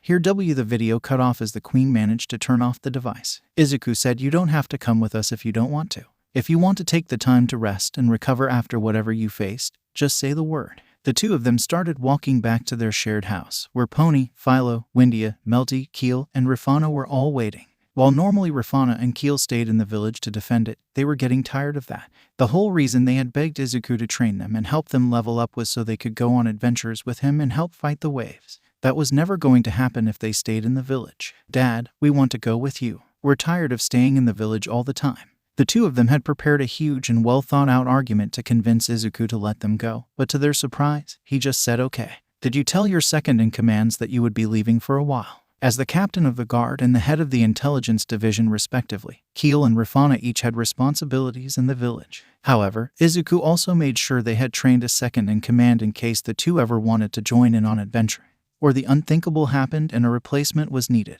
Yeah, I did. He knows the protocols and everything. And I made sure he has a way to contact us if he needs to. Keel said. Rafana chimed in. And mine knows too. We have everything taken care of. With a smile, Izuku said, well then, as soon as we pack some supplies and make sure we have enough money with us for anything else we'll need, we'll go to the capital. And Raphtalia still needs to decide if she's coming or not. Are you kidding me? Raphtalia said, just as big a smile on her face at seeing her old friends joining her. Between Rafana and Keel joining us, the fancy party, and the fact that somebody's most likely going to badmouth you and I'll have to defend your honor, I wouldn't even dream of skipping out on this. Izuku shook his head with a chuckle. I keep telling you, you don't need to keep attacking people for every little insult they throw at me. You're gonna get in trouble one of these days, and then I'll have to bust you out of jail. That was when Pony chimed in. But Zuzu, we have to. We love you too much to let anybody insult you and get away with it. Yeah, Daddy. And if we don't do it, nobody will. Philo agreed with her unofficial mothers. She had yet to call them that because she wasn't sure how they would react, but she wanted to. Windia, Rafana, and Keel all added their own opinion, which concluded with anybody who hurts you dies. Nervously chuckling to himself, Izuku thought Kakin is going to die when he meets them, because there was no way he could stop all 6 of them. Bakugo would be unable to defend himself for long against any one of them, and all of them were very willing to kill for Izuku. When Melty opened her mouth, Izuku hoped she would be the voice of reason. After all, she was usually level-headed, even when upset. However, that hope was quickly destroyed when Melty said, I concur. Should any attempt to speak ill of you, I shall have no choice but to retaliate, with lethal force, if necessary. Let's just go. Even with how fast Philo is, it'll be at least 2 days before we get to the capital, and we still need to get proper clothes for everyone except for Melty. I'm sure you already have something, right? Izuku really wanted to move the conversation along before it led to somebody getting murdered. That, and after Pony's nickname for him and her declaration of love, he wasn't sure he could take another without passing out. You can have slaughtered an entire army without so much as a scratch. But a nickname and your girlfriend saying she loves you damn near takes you out. How pathetic of me. Izuku was then bopped on the back of the head by Pony and Raphtalia. No self-depreciating thoughts, Zuzu, they said together, and that was all Izuku could take. Going down, his eyes rolled back in his head, and he collapsed, the only thing keeping him from hitting the ground being Raphtalia and Pony, who managed to catch him in time. Watching the seemingly invincible warrior go down like that was a shock to Keel and Rafana. Seriously, he could probably drive the whole planet to extinction on his own if he tried. But give him a nickname and a compliment, and he folds like a house of cards. How does that work? Windia said, I have not yet heard the full story, but Izuku is very unused to positive attention from those around him, and even more so to physical affection. If you really wished to see him collapse, you should have seen when me, Raphtalia, and Pony kissed him. He was passed out for 3 hours. Aren't you pretty much the same age as us chronologically? Doesn't that make it weird that you're dating him? Rafana asked. She didn't realize that her question could have come across as rude, despite being one of pure curiosity. Thankfully, Windia either didn't notice the potential rudeness or didn't care. Not at all. As a demi-human, I am biologically and mentally the same age as Izuku currently. It is the same case as Raphtalia. She is the same age as the 2 of you, is she not? True, Keel said. Then she asked, by the way, we're almost the same level as you. And Raphtalia said she was a lower level than us when she fully matured. So, what's the deal with us only looking a few years older? Both Rafana and Keel looked somewhere between 12 to 13 years old. Certainly not the almost adults that Izuku, Raphtalia, Pony, and Windia were. Raphtalia's eyes widened. I can't believe we forgot to talk to you about that. Izuku and I came up with a theory. We think it's your subconscious. When I started leveling up, I wanted nothing more than to be able to fight by Izuku's side as best I could, to get to stand as close to an equal as I could, even if I was his servant. So, my body matured me to be his age instead of an adult, to help with that. On the other hand, you and Rafana never got to fully experience your childhood, and some parts of you want to just be a kid again. That's why you're maturing at a much slower rate than you should be as demi-humans. It made some sort of sense. Even if they didn't exactly have control over the aging, strong thoughts and desires could affect it. The desire to stand with Izuku as an equal led to Raphtalia being his age, instead of fully grown like she should have been. And even though Keel and Rafana wanted to grow up, they also wanted to be kids again and just enjoy life. It was part of the reason they clung to Izuku like a father figure. It was them giving into that desire to be kids, and latching on to somebody who would provide for and protect them. The only thing keeping them from thinking of Raphtalia or Pony as a kind of mother figure like Philo did, was that Pony didn't exactly act very motherly most of the time. And since they knew Raphtalia for as long as they could remember, and for the longest time they were the same age, it was just too weird to think of her as a mom, not to mention Windia, who was very recently the same age as them. That was super weird. After 3 days and some time to recover from his girlfriend's super effective attack, Izuku stood in front of the queen with his party. I am glad to see you all made it safe and sound. However, there are a few more of you than I was expecting. But that is no issue. I would not dream of denying your party members attendance just because I did not expect them to be here. Melty, in your room I have laid out a new dress for you to wear tonight. I thought it suited you well, but if you would like to wear one you are more familiar with, that would be just fine.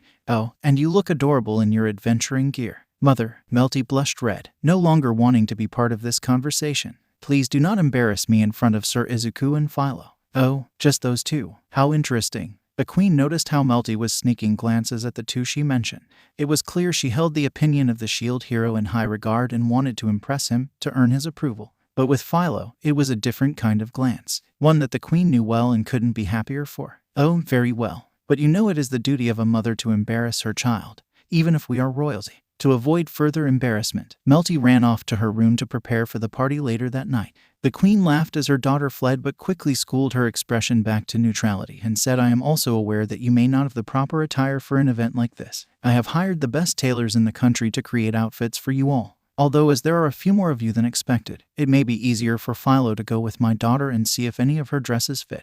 There is only so much time before the party, and creating new dresses and a proper suit takes time even with magic. Philo agreed, and a maid led her to Melty's room. The others were led by the queen into a massive closet, which was where the tailors and dressmakers were going to be making their clothes for the night. Ah, the invincible shield hero and his undefeatable party. It is such an honor to be the ones making your outfits for tonight. The lead tailor bowed low, trying not to make a fool of himself in front of such incredible people. The rest of his co-workers followed suit. There's no need to bow. We're in your skilled hands for tonight. What do you need us to do? Izuku replied, feeling awkward about how people treated him. Sure, he knew he would be popular as a hero back in Japan, but he wanted to downplay it as much as possible. It took another minute or so for the tailors and dressmakers to stand back up straight.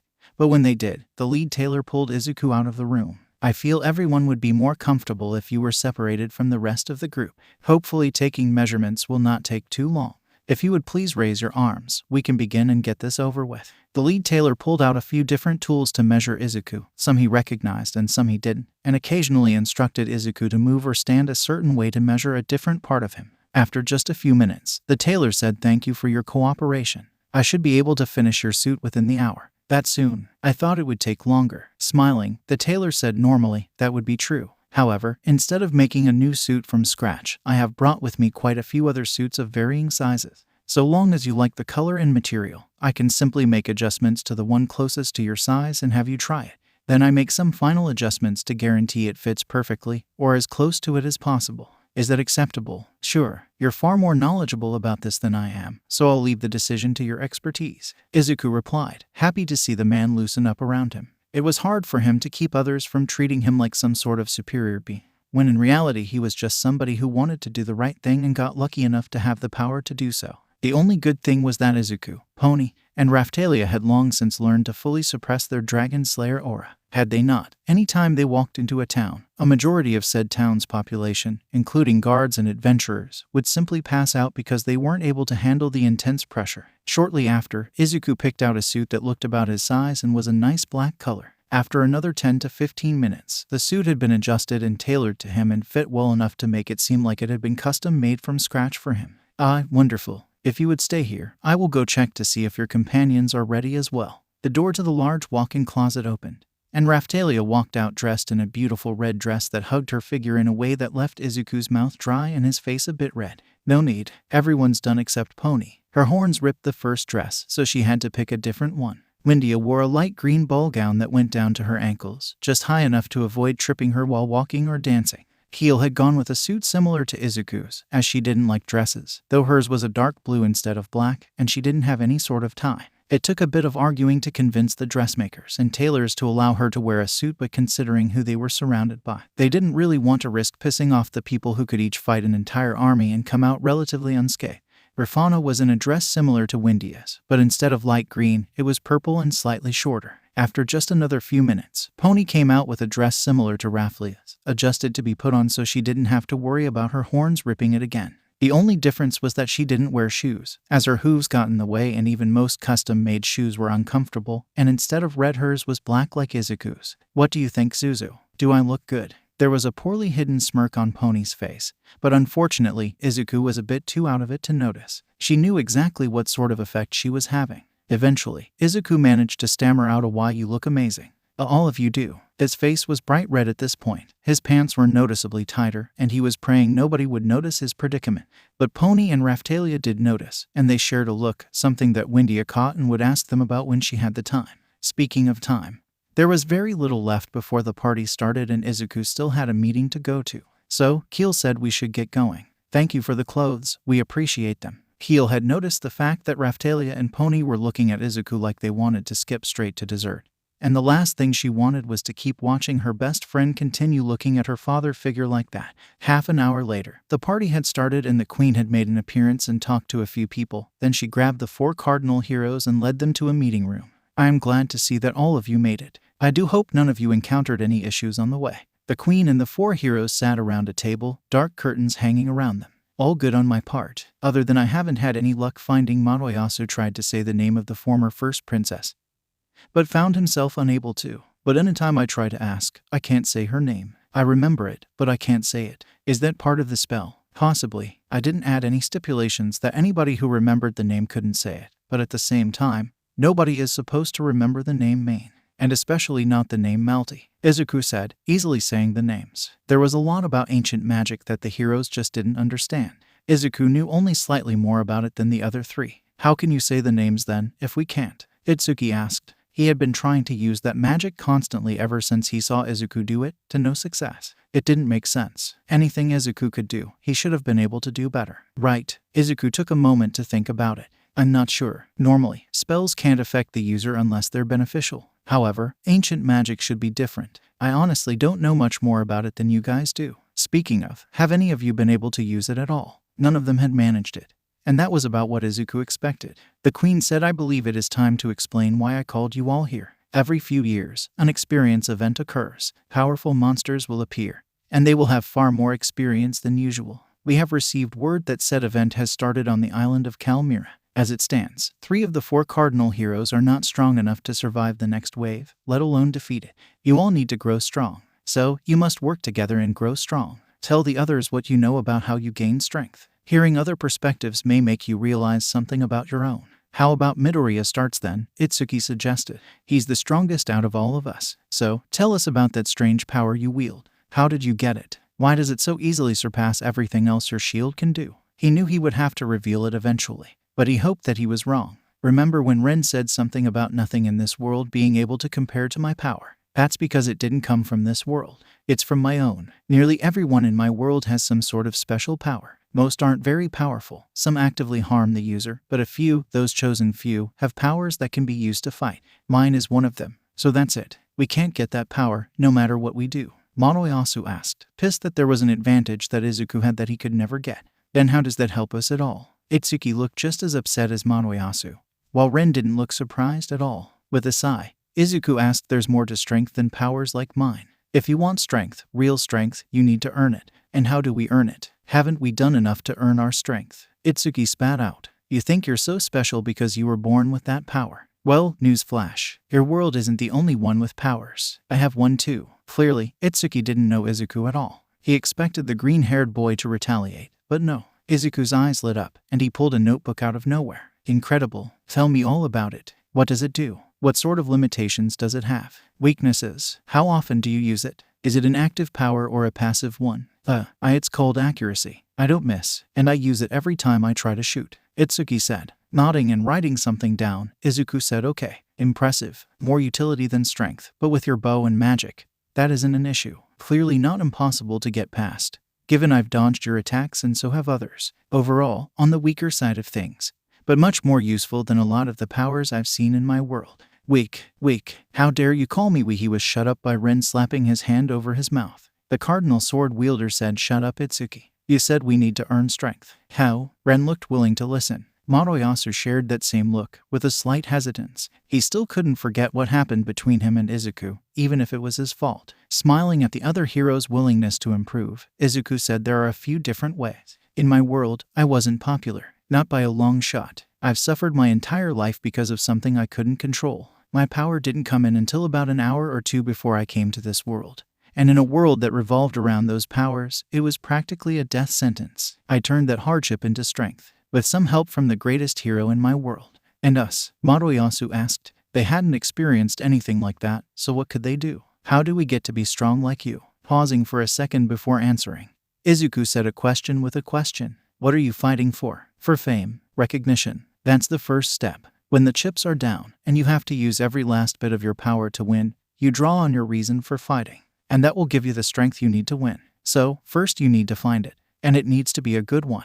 A shallow reason for fighting will get you nowhere. And as you continue to fight battles like that, you'll grow stronger and stronger. Ren asked, then what's your reason for fighting? What do you draw on for strength? Another smile came to Izuku's face. They were finally asking the right questions. I fight for those I love. And to help make sure nobody else goes through what I do. That's worthless. I bet you're keeping your secrets to yourself to keep us from surpassing you. Itsuki shouted, pissed that Izuku wasn't actually helping them. It didn't make sense. He should have been the best of all the heroes with his power. Why was he so far behind? The smile on Izuku's face faded, and a deep frown took its place. Fine. You want some actual advice. You all suck at fighting. You especially Itsuki. You say your power makes it so you can never miss. But in every fight I've seen of yours, that only took you so far. And all three of you are carried by the power of your weapons. You have no technique and no skill. Your best bet would be to spend time with masters of your respective weapons and learn how to properly fight. That answer just served to piss Itsuki off even more. But Ren and Midoriya decided to make plans to train with those who were more skilled than them. Thank you for the advice, Midoriya. I'll share what I know with you all. You can instantly craft items by feeding the items to your weapon, so long as you know the recipe, Ren said, showing it off by making a potion. Izuku took it for a second to analyze it and said, impressive. Less effective than mine are. But that might be because I have a lot of passive skills that boost my crafting, not because I do it all by hand. After Izuku handed back the potion, Midoriya chimed in. You can also copy weapons that are the same type as your legendary weapon. It let us get really powerful variants right off the bat. Ugh, Itsuki scoffed. Fine, since you've all been so generous in sharing common information, I'll do the same. There's a teleport skill that takes you to places you've been before. And if you really want to get powerful, you need high-rarity weapons. Not any of that bullshit you claimed, Midoriya. That was where the conflict started. Don't lie. He's been honest about everything. You need weapon proficiency. Ren had a different opinion than Itsuki. And, big surprise, Midoriya was the same way. No way. You need to refine your weapons to upgrade their stats. That's the way to do it. While the three argued, Izuku went through his shield to figure this out. None of them were lying, and clearly they had done this before, so they couldn't exactly be wrong, could they?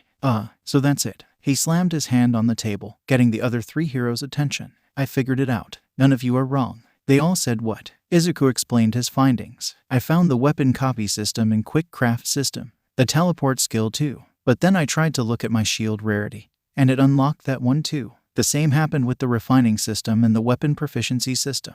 Though, I already have that one maxed out. Let me guess, none of you have a bunch of passive skills or a large skill tree that gives each individual monster its own weapon and skill. What? The three other heroes shouted. That's a thing. My skill tree only has active skills and a few transformations. Nothing else. Same here. I have a few, but they're mainly upgrades to other skills. The queen, who had been quiet while the heroes figured this out, spoke up. It seems you all have much to discover about your weapons. However, time is of the essence. The next wave will strike soon, and you must become as powerful as possible. There is a ship that will take the four of you and your parties to Kalmyra. Now, before the queen could continue, a maid entered the room and whispered in her ears. I see. Thank you. I am afraid we must cut this meeting short. Shield hero, I must ask that you go control your party. It seems the one called Raphtalia is currently attempting to, and I quote from her exact words, shove Excalibur so far up somebody's ass that it cuts their tongue out from the inside. The queen barely managed to keep a straight face when she said that. I ask that you stop her before I need to find a replacement squad captain.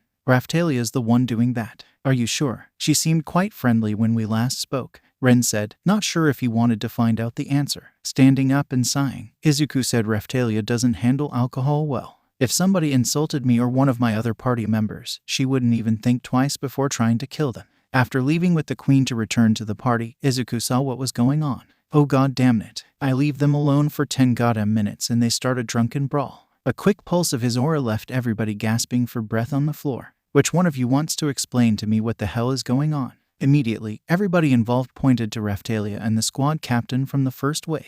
The one that tried to leave Izuku, Raphtalia, and Pony to die against the monsters in the wave. They started it. Raphtalia and said squad captain were the only two still trying to kill each other, not even paying attention to Izuku at all. I thought so, stomping over to the still fighting pair. Izuku picked Raphtalia up by the back of her dress and held her in the air, where she continued to try and lunge at the squad captain, who got up and continued to try and attack Raphtalia, only to be backhanded into the wall by Izuku. Both of you knock it off. Raphtalia, what the hell were you thinking? This is part of the reason I wanted to leave you in the village. In response, Raphtalia looked down filled with shame. Even in her drunken state she was still coherent enough to realize how badly she fucked up. I'm sorry, but nobody is allowed to insult you. I have to punish anyone who does. Izuku sighed, still holding Raphtalia up. I keep telling you that you don't have to attack anyone who says something bad about me. You need to apologize to him and everyone else for disrupting the party. Raphtalia pouted, but eventually nodded. Good. Now, what about the rest of you? Hey, they attacked us first.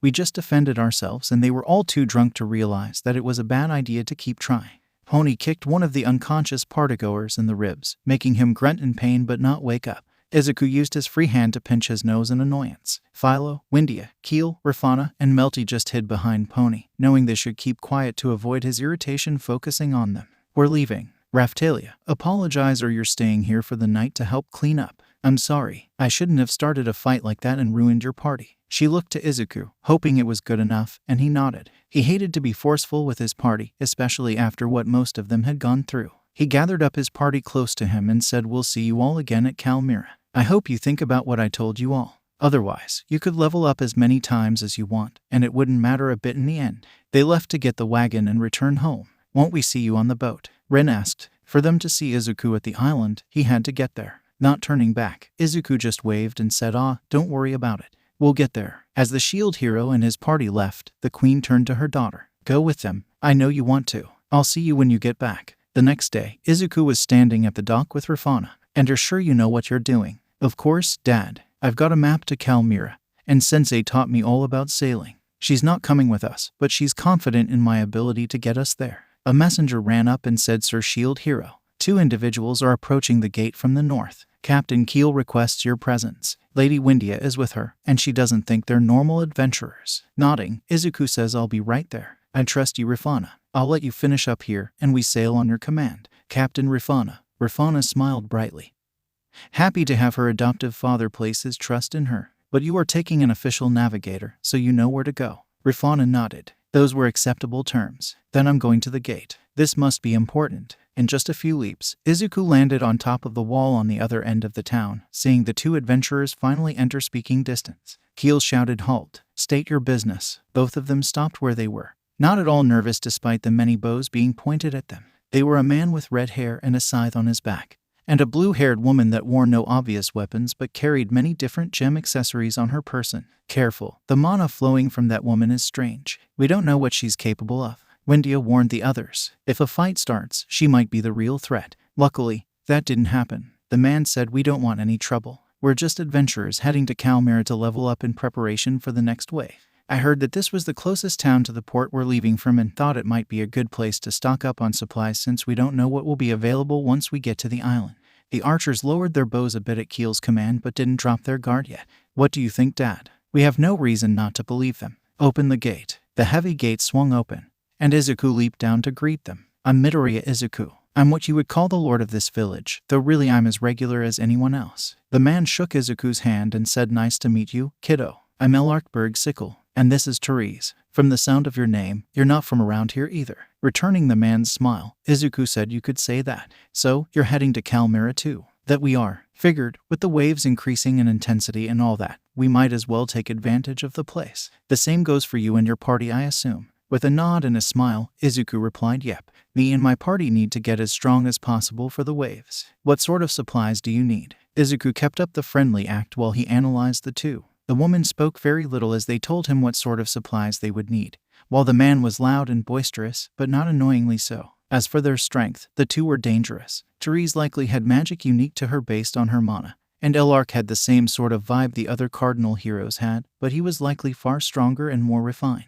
We can sell you everything except the new bracelet here. I'm the only gem crafter in this town, and I'm going to Calmira. Not to mention it takes time to make a quality accessory like what you're asking for, especially if you want it enchanted. but if you don't mind my price, I can work on it when I have the time and give it to you on the island." Teresa's eyes sparkled as she said, "Oh yes, that sounds extraordinary. I have only one other enchanted accessory, and I cannot use it in combat due to the gem being far too passive to stomach hurting others." When Teresa said she used gems for combat, Izuku became intrigued. "How do you use gems in combat? If only one is enchanted, then the rest shouldn't be useful, right?" The blue-haired woman said, "Oh, that is untrue. Every gem holds energy, whether uncut or unenchanted.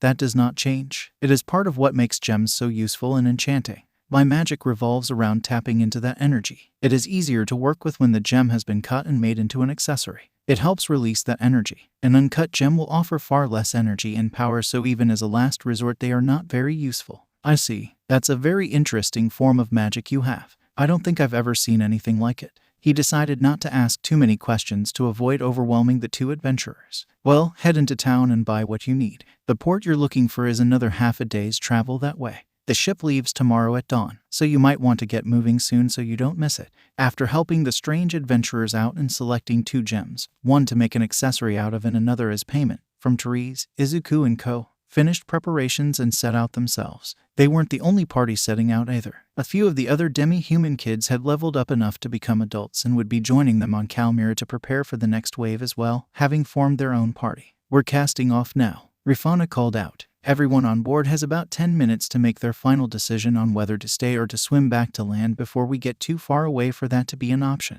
And if you forgot anything, you'll have to hope you can get it on Calmira because it's too late to go back and grab anything." Shortly after she finished giving orders to her crew, who would also be joining them to level up as their own party, a total of 3 ships were leaving Luralana village to level up for the next wave.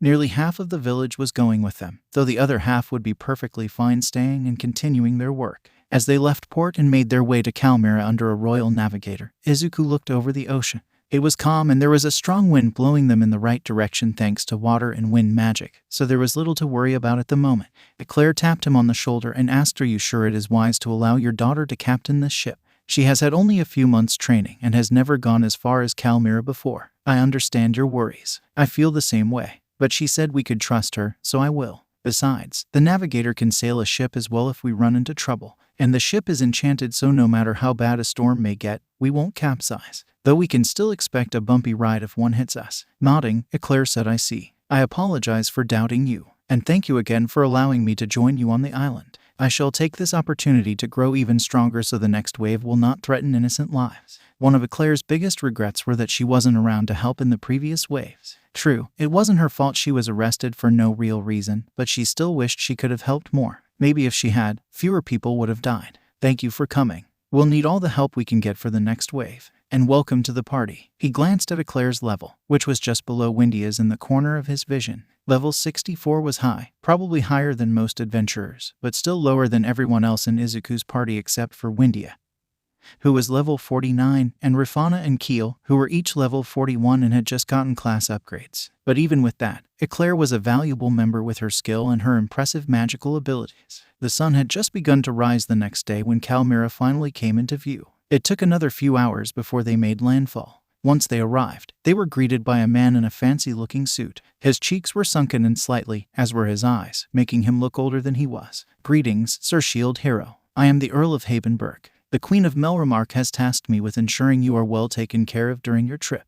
The other heroes have not arrived yet. Are they on one of your ships, or should I expect another to arrive soon?" Izuku didn't question how the man knew it was him. It was pretty obvious with him carrying no weapons, and the Queen likely sent ahead directions. "My ship left a day early. They should be arriving tomorrow if all goes well in their travels," Izuku replied. The Earl's eyes widened, and he said, "Oh dear, that is unfortunate for them then. There is a storm brewing, and it's looking to be a rather nasty one. I do hope they arrive safely. However, that is tomorrow's problem and worries. For today, you have my undivided attention. If you need anything, I or one of my advisors will be with you to ensure it is taken care of. For now, I recommend retiring to your rooms. 2 rooms for you and your party have been taken care of. The rest of your crew and all adventurers will have to pay themselves, but luckily the price isn't very steep most places you go, and it is paid at the end of your stay, so they will have plenty of time to gather the money required." As gear and luggage was unloaded, Izuku nodded. It was about what he expected. Thousands of adventurers swarmed Calmira every time the zone activated, so it was expected that they would need to pay for their own rooms. Just traveling with him wasn't enough to guarantee free stuff. That would be appreciated. On the way, maybe you can tell me a bit more about the island.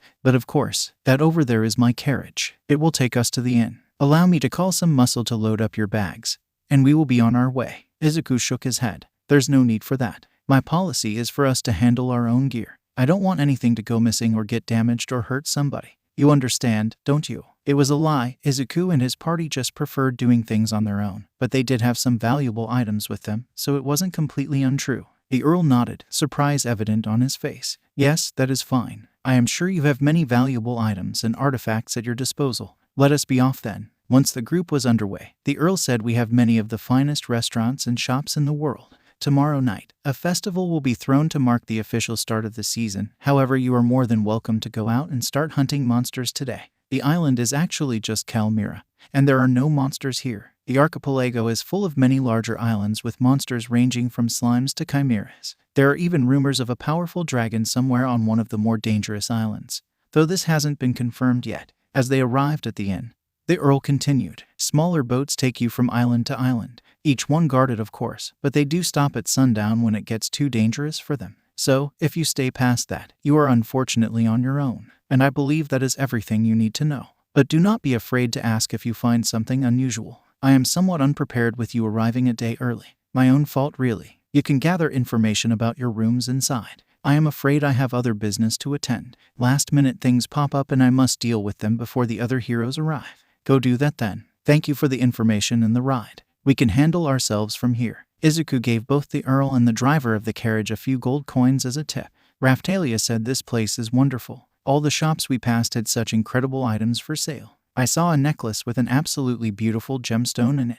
Pony nodded in agreement, many things having caught her eye as well. Smiling and laughing a bit, Izuku explained this place is a good place to sell stuff like that. Adventurers are going to be gathering a lot of loot here, and it sells for a lot if you hunt the right monsters. Everyone from blacksmiths to food vendors are looking to make money here. They went inside the inn, finding their rooms easily enough. They were exquisite, only topped by the rooms in the castle, and certainly far better than their rooms back home. However, they did live simpler lives back home, so this taste of high living was more than enough for them. After an hour or so checking out shops and even getting Philo some new weapons to use in human form, Izuku said let's go hunt some monsters. It took a while to find the boat to the first island, but once they did, Izuku and his party of Pony, Raphtalia, Windia, Philo, Keel, Rafana, Melty, and Eclair all boarded and traveled to the first island, which was a large grassy plain. Because the boat was a smaller one than usual due to maintenance and preparations on the first one, it took 2 trips to get across. Apologies, Sir Hero. The larger boat we normally use is still being prepared for the arrival of the other heroes tomorrow. The man working the boat as well as the guards apologized again. It's no problem. We have plenty of time. Due to them arriving a day early, they had free reign of the field. Nobody else was there, so they could take all the kills they wanted. Even the weakest slimes gave nearly 200 XP. We're getting tons of experience. Eclair, you've already leveled up once, right? Izuku asked, checking over everyone's stat pages during the time there. Keel and Rafana had luckily already gotten class upgrades, so they were able to level up freely as well. Honestly, the whole process was pretty boring. It wasn't like all of them liked each fight to threaten their lives, but their opponents were barely putting up a fight and just getting one shot. Eventually, the other members of the crew and the adventuring parties showed up to fight, and Izuku made a decision. His whole party was ready to move on, so he said, let's go guys. We'll leave the weaker enemies to the newer adventurers and go to the next island with stronger mobs. The next island was way more interesting. While the mobs were still rather weak in comparison to them all, with only Rafana and Keel struggling even a little bit with their lower levels, it took far more effort to kill everything. Over 3,000 experience points, even for a boss fight. That's way more than I expected, Izuku said, amazed with the experience everyone received. Melty, Rafana, and Keel received closer to 4,000, what with being slightly underleveled still. They were able to keep up, but it was more effort than everyone else was putting in. It was clear the goal wasn't just for Izuku, Pony, Raphtalia, and Philo to grow even stronger. It was to help the others catch up. They were powerful in their own rights, yes, but not to the extreme degree that was necessary to fight the waves or even possibly more people like that strange woman, Glass. It was likely she would appear again just like she said she would, but far stronger than the last time she showed up. Let's not slow down just yet. We can't rely on the other heroes, so we need to be strong enough to do their jobs for them, Izuku declared, and they rushed another group of monsters. Currently, Izuku, Pony, and Raphtalia were each in the upper 60s, close to level 70. Melty and Eclair had grown quickly, each getting to the lower 60s, while Windia was in between in the mid-60s. Rafana and Keel were still trailing behind in the upper 50s. It was a good start, but nowhere near enough. Somehow, despite starting as a lower level, Windia had grown to a higher level than Melty and Eclair, likely thanks to some sort of XP boost from her staff. After a few more fights, Keel brought something to Izuku's attention. "Dad, me and Rafana have a problem with our weapons. They're falling apart." True to her words, Keel's axe and even her shield were falling apart, chips and dents covering them. Rafana's knives were in a similar state, with one even having a large crack in it. "We can't keep fighting like this. Mine are breaking too." Philo's claws, the ones from the slave merchant during a meeting from months and months ago, were dented and dull. Izuku sat and thought for a minute. He still had tons of materials from the last few monsters that were just stored in his shield, not used to power it up. "Give me a second." He looked through a menu and found what he was looking for. A black two-handed axe, a pair of daggers, and a new set of even sharper Talon guards appeared in the air above his shield. "These should work. It took me a minute to figure out how to make them, but they should do a good job. Oh, and I also made this." A short sword appeared above his shield. He handed it to Raphtalia, but the moment she touched it, it vanished in a burst of light. Her swords were also glowing, so she unsheathed them to see why. They had changed, each adapting the design of the sword, one lighter and one darker. "They work just like yours," she realized. "We can copy other weapons." Though not fully, it seems. The weapons were different, but still had many elements of their original designs. With that knowledge, Izuku made one final weapon, which Pony took. Durandal's blade turned white like the blade of the other sword, with a golden handle and guard. Otherwise, it still had the same design and shape. "Mine works that way too. We need to keep this in mind." She focused and her sword returned to normal, but her stat page, which she had been able to view on her own since retrieving the sword, showed that it got a bit weaker that way. "The new form is stronger, not by that much, but enough to be noticeable." Raphtalia quickly confirmed the same for her weapons. Excalibur and Caliber work the same way. "It looks like our weapons follow the same set of rules as the cardinal weapons." She decided to test something. "I may not have skills like yours yet, but perhaps I can." She trailed off and swung Excalibur. A blade of light shot out and cut deeply into a tree. She swung Caliber next, and a blade of darkness led to the same result, felling the tree. "No, this isn't it." She took another swing, with both swords, and a wave of energy traveled across the ground, cutting the fallen tree in half. "Yes, now what to call it?" "Eclipse Wave." The fallen trees attracted more monsters, giving Pony a chance to try out that trick for herself. A swing of her sword while imbuing it with her mana shot out a wave of crackling electricity, but before it reached the small group of monsters, it broke into a number of Durandal copies, made of yellow electricity. Dupli Thunder Slash. The copies of Durandal each impaled a monster, leaving their charred corpse behind.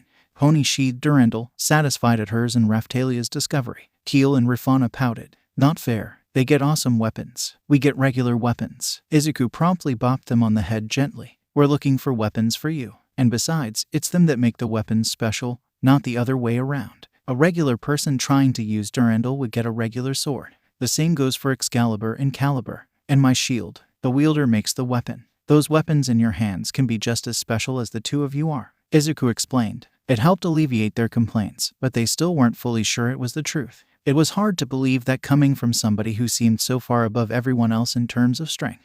Izuku was hard to view as a regular person to them. Even if he still had all the same human needs, he just seemed so far removed due to his power. Not to mention how they viewed him as a father figure. The large group continued to hunt monsters for a while before returning to the inn. Izuku worked on the accessory for Therese and even managed to finish it. They split up the 3 rooms they were given and went to bed. Izuku, Pony, Raphtalia, and Windia were in one room, Rafana and Keel shared a second, and Eclair had to share a room with Philo, who thankfully managed to stay in human form the entire night, and the bed was big enough that they didn't take up the other's room. They all drifted off to sleep with the same thought. Tomorrow will be even more work. The next day, the party decided to wait until after the other heroes arrived to set out, just in case there was any message or news from the Queen for him or Melty with them that they missed by leaving a day early. That allowed them to be treated to an amusing sight. "Heh, rough night. Screw you, Midoriya," Motoyasu said as he was carried by on a stretcher. "I hate boats." All 3 heroes had gotten unbelievably seasick. The storm they sailed through made matters even worse. While still sick, he wasn't so bad to the point he couldn't walk, so Ren's party was leading him off the boat as well. "Midoriya, do you have anything to help with seasickness?" Checking his bag, Izuku said unfortunately no. "You could try this potion that helps cure colds,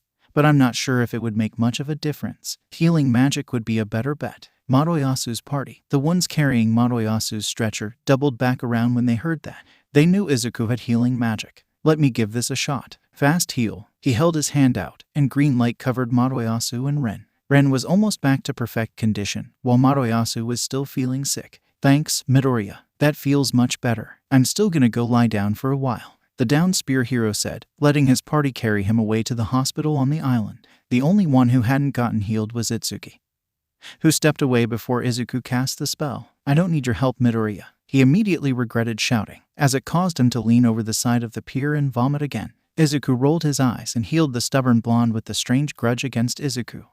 It seems I will have to escort the other heroes another time. And the shield hero is already acquainted with the island. It seems my job is finished for now, the Earl said, walking away, as Itsuki's party walked off towards the hospital, helping Itsuki get there as he was still feeling bad after the healing. One of his party members asked, why do you hate the shield hero so much? He seems like a really nice guy. It's because he thinks he's so much better than me, just because his power is super strong, and he's somehow stronger than us at the same level. He won't even reveal his secrets. He's not better than me. Understand? The bow hero complained. The one who asked, a girl with long green hair and twin braids, said, of course, Sir Itsuki. I would never think otherwise. However, in her mind she couldn't help but compare the two and find many faults with her party leader that the shield hero seemingly didn't have. She would remain loyal to her leader, but doubt began to spread in her mind about who was the better hero. Shortly after the other heroes were led away, Izuku was stopped by the adventurers who came to his village before he left. Hey, shield kiddo. You got here way before us. Kind of disappointed that you didn't tell us you had your own boats going here. Our boats were already crowded. Besides, it was for residents of Luralona village only. Some of the enchantments don't work properly unless you live there. The same goes for on the boats. If something had attacked us, you would have been too vulnerable for us to just ignore it, and it's hard to safely fight at sea. Elark frowned but said nothing. It wasn't like the journey would have been any safer for them on the regular boat. In fact, with the storm it was even more dangerous. Well, did you at least get to level up a bit already? Pulling up his status page, Izuku looked at his level. 84. And Pony and Raphtalia were closer to 90. Yep, we all leveled up just a bit. As far as his party went, he would say that each member was at least equal to the other three heroes' entire parties combined, including the heroes. Even Rafana and Keel were likely stronger than the other heroes currently. Though levels aren't all that important. Nodding, Elark said, I getcha. Levels can help, but real strength comes from somewhere else. All the levels in the world can't help you if you lack real strength. Exactly. Oh, by the way, I finished the accessory. Here. Izuku handed over the bracelet he made to Therese. The blue-haired woman took the bracelet and started crying. Through teary eyes, she said, it's beautiful. I know I already paid, but here, I insist you take more. For something as wonderful as this, you deserve more than just money, but I'm not sure how else to pay you. She took out a large bag of gold and forced it into Izuku's hands. I can't take all this. You might need it for supplies and gear. What about your room? Izuku tried to hand it back, but Therese refused to take it back. It wasn't until she tried to get Elark to hand over all his money that the red-haired man stepped in to put a stop to it. Sorry, but the shield kiddo's right. We need to eat and pay for our room at the inn. We can't afford to give him all our money. You've paid him enough with the gem and the gold you've already given him. Eventually, they managed to convince Therese that she had paid enough. When that was over, Elark asked, so, can we expect to see you on one of the islands today? Pony cut in before Izuku could. Actually, Raphtalia and I were talking. We want to take a break today and visit the beach. Can we please? Izuku looked to his party and saw they were all excited to go to the beach. Those who had tails were unable to stop them from wagging in excitement, so Izuku agreed. He said, sorry, Elark, but I guess we're spending the day on the beach. Elark laughed at seeing how easily Izuku gave in but didn't complain. Instead, the man just said, then we'll see you later. We have some monster hunting to do. Later that day, Izuku was relaxing in his bathing suit when Pony called out to him. What do you think, Izuku? Her, Raphtalia, and Windia had dressed up in bikinis that left little to the imagination. They may have covered everything important, but that was almost worse than letting them show because of how well they hugged their bodies. And of course, as Izuku was just so incredibly smooth, he said something along the lines of as his face went crimson and all his blood rushed to either his head or another place. That was exactly the response Pony was hoping for, so she just snickered as Raphtalia and Windia blushed just as much as Izuku was. Zuzu, can we get an answer with actual words? After his brain quickly shut down and rebooted, he eventually managed to get out why you all look too beautiful for words to describe. As so like always, just with more skin showing. And now Pony was blushing too. Damn it, Zuzu. We're supposed to be the ones embarrassing you. Pony complained, her face red as a tomato. Seeing an opportunity and drawing upon every bit of confidence he had, Izuku said, but it's true. All of you always look like the most beautiful women I've ever seen. Windia, your curiosity about the world and your eagerness to learn is just as attractive as your body, and that's a hard bar to meet. Windia collapsed in a heap, too embarrassed to stay conscious. Raphtalia, you always know just what to say and your kindness is unmatched by anyone. It was you who helped pull me out of that deep pit of hatred I fell into when nobody else could. Raphtalia went down right next to Windia. Pony realized she was next, but couldn't get out of earshot in time. And Pony, your energy and enthusiasm is so infectious I don't think I could be sad around you anymore even if I tried. Not to mention everything you've helped me through too. Despite her trying to run, Pony ended up face down in the sand just like her two co-conspirators. And finally, it was all too much for Izuku too, and he collapsed right next to the three of them, a pleased smile on his face. All the while, Keel and Rifana watched from a distance with Melty. I believe the two of you owe me some gold, Melty said smugly. Can't believe Dad managed to get all three of them first. How did you know to bet on him? Keel asked, genuinely impressed with Melty's foresight. The princess and heir to the throne said it's simple really. I've learned to never bet against Izuku. No matter what, he'll always pull through for you, and I had gold to spare if it didn't work out. Rifana asked, do either of you feel even a little bit guilty about betting on our father's love life? No, should we? Divided by not at all. Melty and Keel responded at the same time. Okay, just checking. Oh look, there's Philo in her bikini. Melty quickly spun around and collapsed at the sight of Philo in her bathing suit. It wasn't even revealing, but it was still too much for the young princess. Heh, too easy. Rifana pocketed some gold from Keel, who was swearing at losing yet another bet. Philo walked over and asked, hey Keel, Rifana, why is everyone napping? Once everyone woke up, Philo went over to Izuku. Hey daddy, I found something under the water. It's another island. One of the buildings is glowing red though. Do you want to go check it out? Having mostly recovered from his total embarrassment and able to function again, Izuku said sure. Let me get the diving suit I bought. Said diving suit looked like a penguin wearing a Santa hat. Does anyone want to come with me? I have one extra. Raphtalia volunteered. I'll go, but I'd rather not wear one of those suits. Melty, is there any spell you know to let us breathe underwater? Oh, yes. I'd have to figure out how to cast it on others, but it should be relatively simple, especially if I go with you guys. Long-distance casting is difficult when I can't see my target, so I would prefer to stay close. Izuku still decided to use the diving suit because he bought it, which got laughs out of everyone due to it looking ridiculous, but he wore it with pride.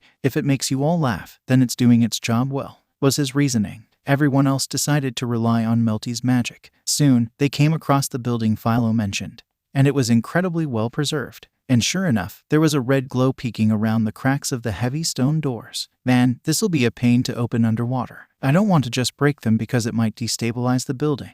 However, as they got closer, Izuku's shield glowed and the doors slid open. Air rushed out as water filled the inside. And Izuku said, I wonder what's in there for air to be inside. The reason was soon discovered, but it wasn't one anybody liked. Up the stairs and through another door was a dragon hourglass. And to make things even worse, there was only another few days before the wave hit. With the wave incoming, Izuku used his communication orb to alert the queen the moment they got back to the beach. He then told the earl to evacuate the island of any and all non-adventurers. Any citizens, shopkeepers, or adventurers not fighting the wave were to be off the island and on the way to the mainland before the wave hit. All the adventurers who were preparing to fight the wave had to be prepared and geared up before all the shops closed, or they wouldn't be able to buy anything else. Although, that wouldn't be an issue because it was mainly sailors the queen was bringing and those that came from Luralona village that would be fighting. Nobody else was really prepared for combat at sea. Obviously, the heroes would be there, but only because they had to be. Even Izuku was a bit worried about this wave, because even though there was no chance of civilians getting into danger, him and his party had never fought at sea before, and it could prove extra dangerous. Still, preparations were made,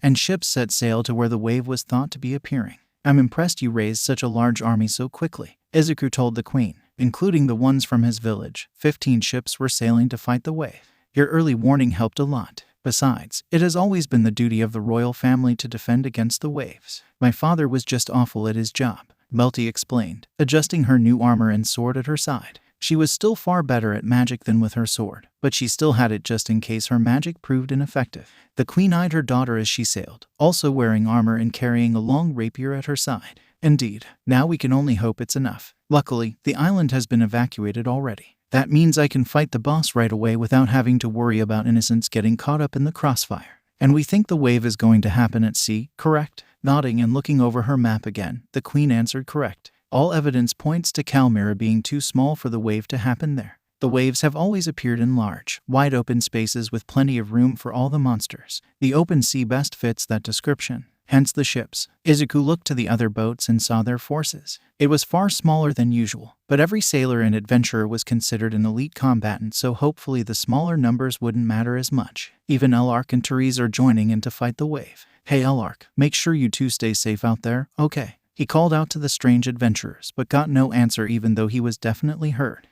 He must be rather nervous for him not to answer you, Raphtalia said, wondering why they were suddenly getting the cold shoulder. Sighing in disappointment, Pony pointed to a few of the other ships. The other 3 heroes had yet to adjust to the sea. Those 3 are going to be next to useless against even the normal monsters if they don't get their shit together. Agreeing with Pony's disappointment, Izuku said they think leveling up was enough. They still lack true strength. That caused the queen to pause. Do you think they are strong enough to survive this wave? As long as they're careful and mainly focus on the smaller monsters, they should be fine.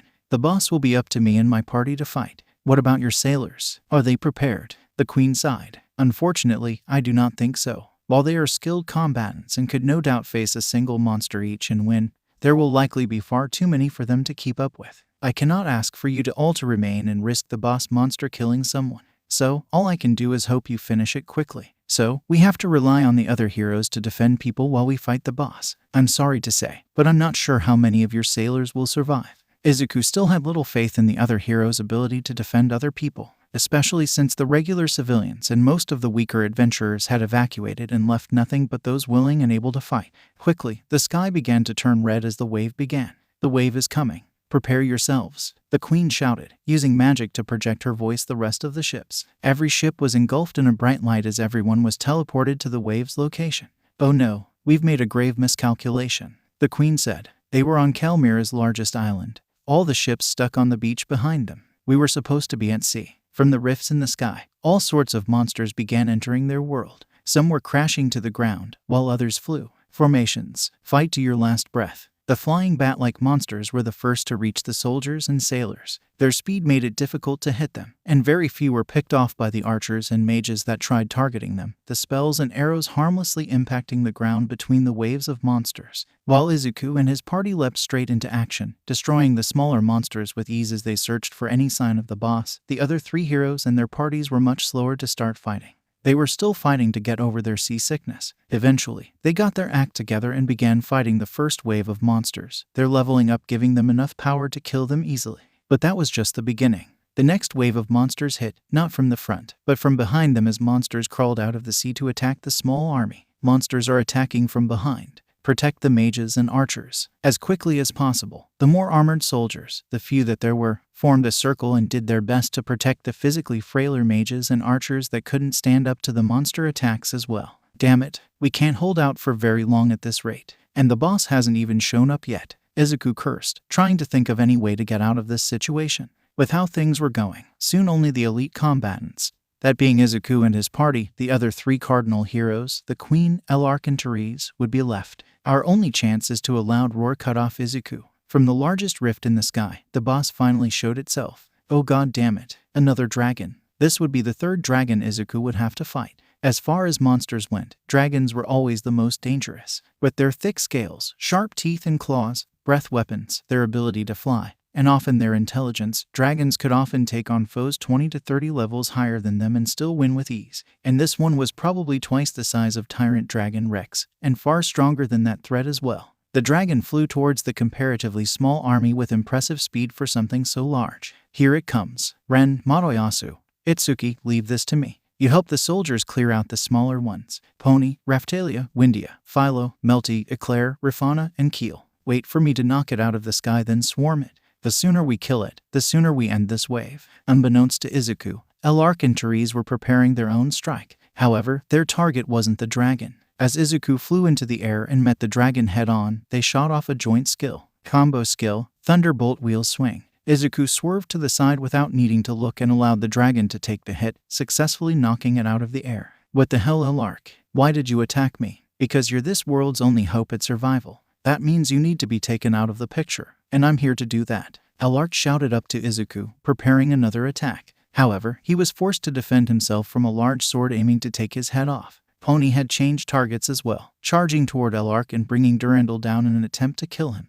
He just barely blocked the strike, getting thrown back a few meters from the force of it. Heh, I should have known you wouldn't just sit by and let me kill him. I'm prepared to fight all of you if I need to. But if you just stay out of my way, I won't need to hurt you. Elark then shouted in pain and fell to one knee as he was attacked from behind by an invisible Raphtalia, who showed herself and dashed to stand next to Pony. We aren't the ones you should worry about getting hurt. Surrender now and we won't have to kill you, Raphtalia said, preparing to attack again. Blue flames washed over Elark and healed his wounds, allowing him to stand. I will not allow you to kill him. Power of jewels far and wide, I call to you. Grant me your power and destroy my targets. The jeweled fire blast. More blue flames shot out toward Pony and Raphtalia, but they countered with their own magic. A large wave of electricity, light energy, and dark energy destroyed the flames and kept going, throwing Elark and Therese back again. You said your plan is to kill Izuku. You can't even fight us. Now stop this before we start taking this seriously. Behind them, Izuku and the rest of his party were fighting the dragon, having cut off one of its wings so it couldn't fly away, leaving it a sitting duck to all the attacks coming its way. Quickly, the dragon was slain, and the smaller monsters stopped spawning. However, the sky was still covered in the spiral rifts that marked the wave's presence. This wasn't over yet. We can't stop this. For the sake of our world, you all have to die. A familiar voice spoke from behind them. Floating down from the sky, glass had reappeared. Hello again, Izuku. It seems you are all far stronger than the last time we met, but I have increased my power as well. Shield Hero, it's time for a rematch. Glass swung one of her fans, creating a small wave of black energy that Izuku blocked. However, for the first time in forever, he was actually pushed back a bit. He activated OFA and shoved his shield forward, sending the attack back at Glass. And that was just a small taste of my new power. Elark and Therese walked over to stand next to Glass. Elark said, sorry kiddo, but it's the truth. Either your world will die or ours will. And we have people we need to protect. And you and your party are the only ones who can protect this world. So that means you have to die first. The words on the paper finally made sense to Izuku. We can save them both, he whispered to himself as the realization hit. The only question was how. It didn't give him any instructions on how to save both worlds, just that it could happen. What was that? Glass asked, having heard Izuku say something. But she was unable to make it out. We can save both worlds. We don't have to fight. We don't have to kill each other, Izuku exclaimed. He just needed to figure out how. With a sad look in her eyes, Glass said our best researchers have been looking into the waves, trying to figure out the source of them, trying to figure out how to stop them without destroying your world. What do you know that we do not? When Izuku didn't answer, she scoffed and said, as I thought. I would love to be able to save both worlds, but we can't. One of our worlds have to die, or both of ours will. I'm sorry, Izuku, but I'm doing this because I have to. Matching the sadness in Glass's eyes, Izuku realized this wasn't going to end without a fight. Emerald lightning and flames roared to life around him. Then I'll have to subdue you and force you to listen. I'll show you even more of my power. To everyone's surprise, dark purple lightning started sparking around Glass, exactly like Izuku's other than the different color. I shall do the same. Do not mistake me for the same woman you fought before. Do not mistake us as equal. I have trained non-stop just to crush you. I found a way to copy your technique. I've sacrificed all I have for this power. After all I have done, I have to be stronger than you. With no more words to be said, Glass rushed forward faster than anyone could perceive. Had her target been anyone but Izuku, they would have died instantly. However, Izuku stopped her rush cold, not budging an inch even from the insane force of the attack. While Glass looked determined, Izuku's eyes still held nothing but sadness. You're right. Calling us equal would be a mistake. You're stronger and faster than anyone else I've fought. I have no doubt you could kill everyone else here. As Izuku spoke, Glass poured even more power into her attack. But it didn't matter. Izuku held firm without even looking like he was struggling.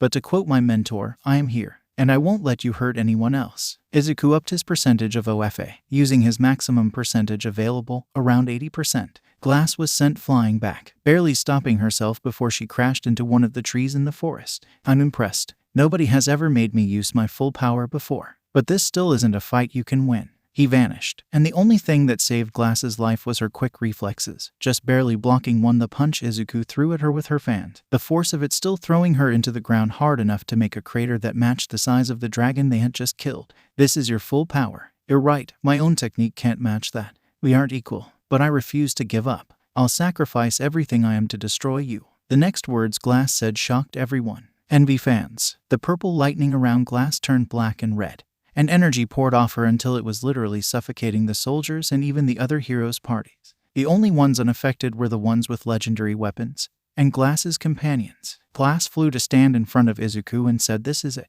the power you unlocked in me. When I was defeated by you, I hated you more than anyone I've ever met. You humiliated me. You didn't even need to take the fight seriously. Then you let me go because I wasn't important enough for you to kill. But more than I hated you, I envied your strength. Your power was so far superior to anything I had ever encountered. I wanted to have that strength. I wanted to be you. That was when it appeared. Now, I will use it to destroy you and take everything you are for myself. Now die, shield hero. After activating her envy fans, Glass was even faster than before. Now, not even Izuku could react in time to fully block the hit. He was thrown back and crashed into the ground hard, a significant chunk of his health bar missing. He got up to his knees and coughed up a bit of blood.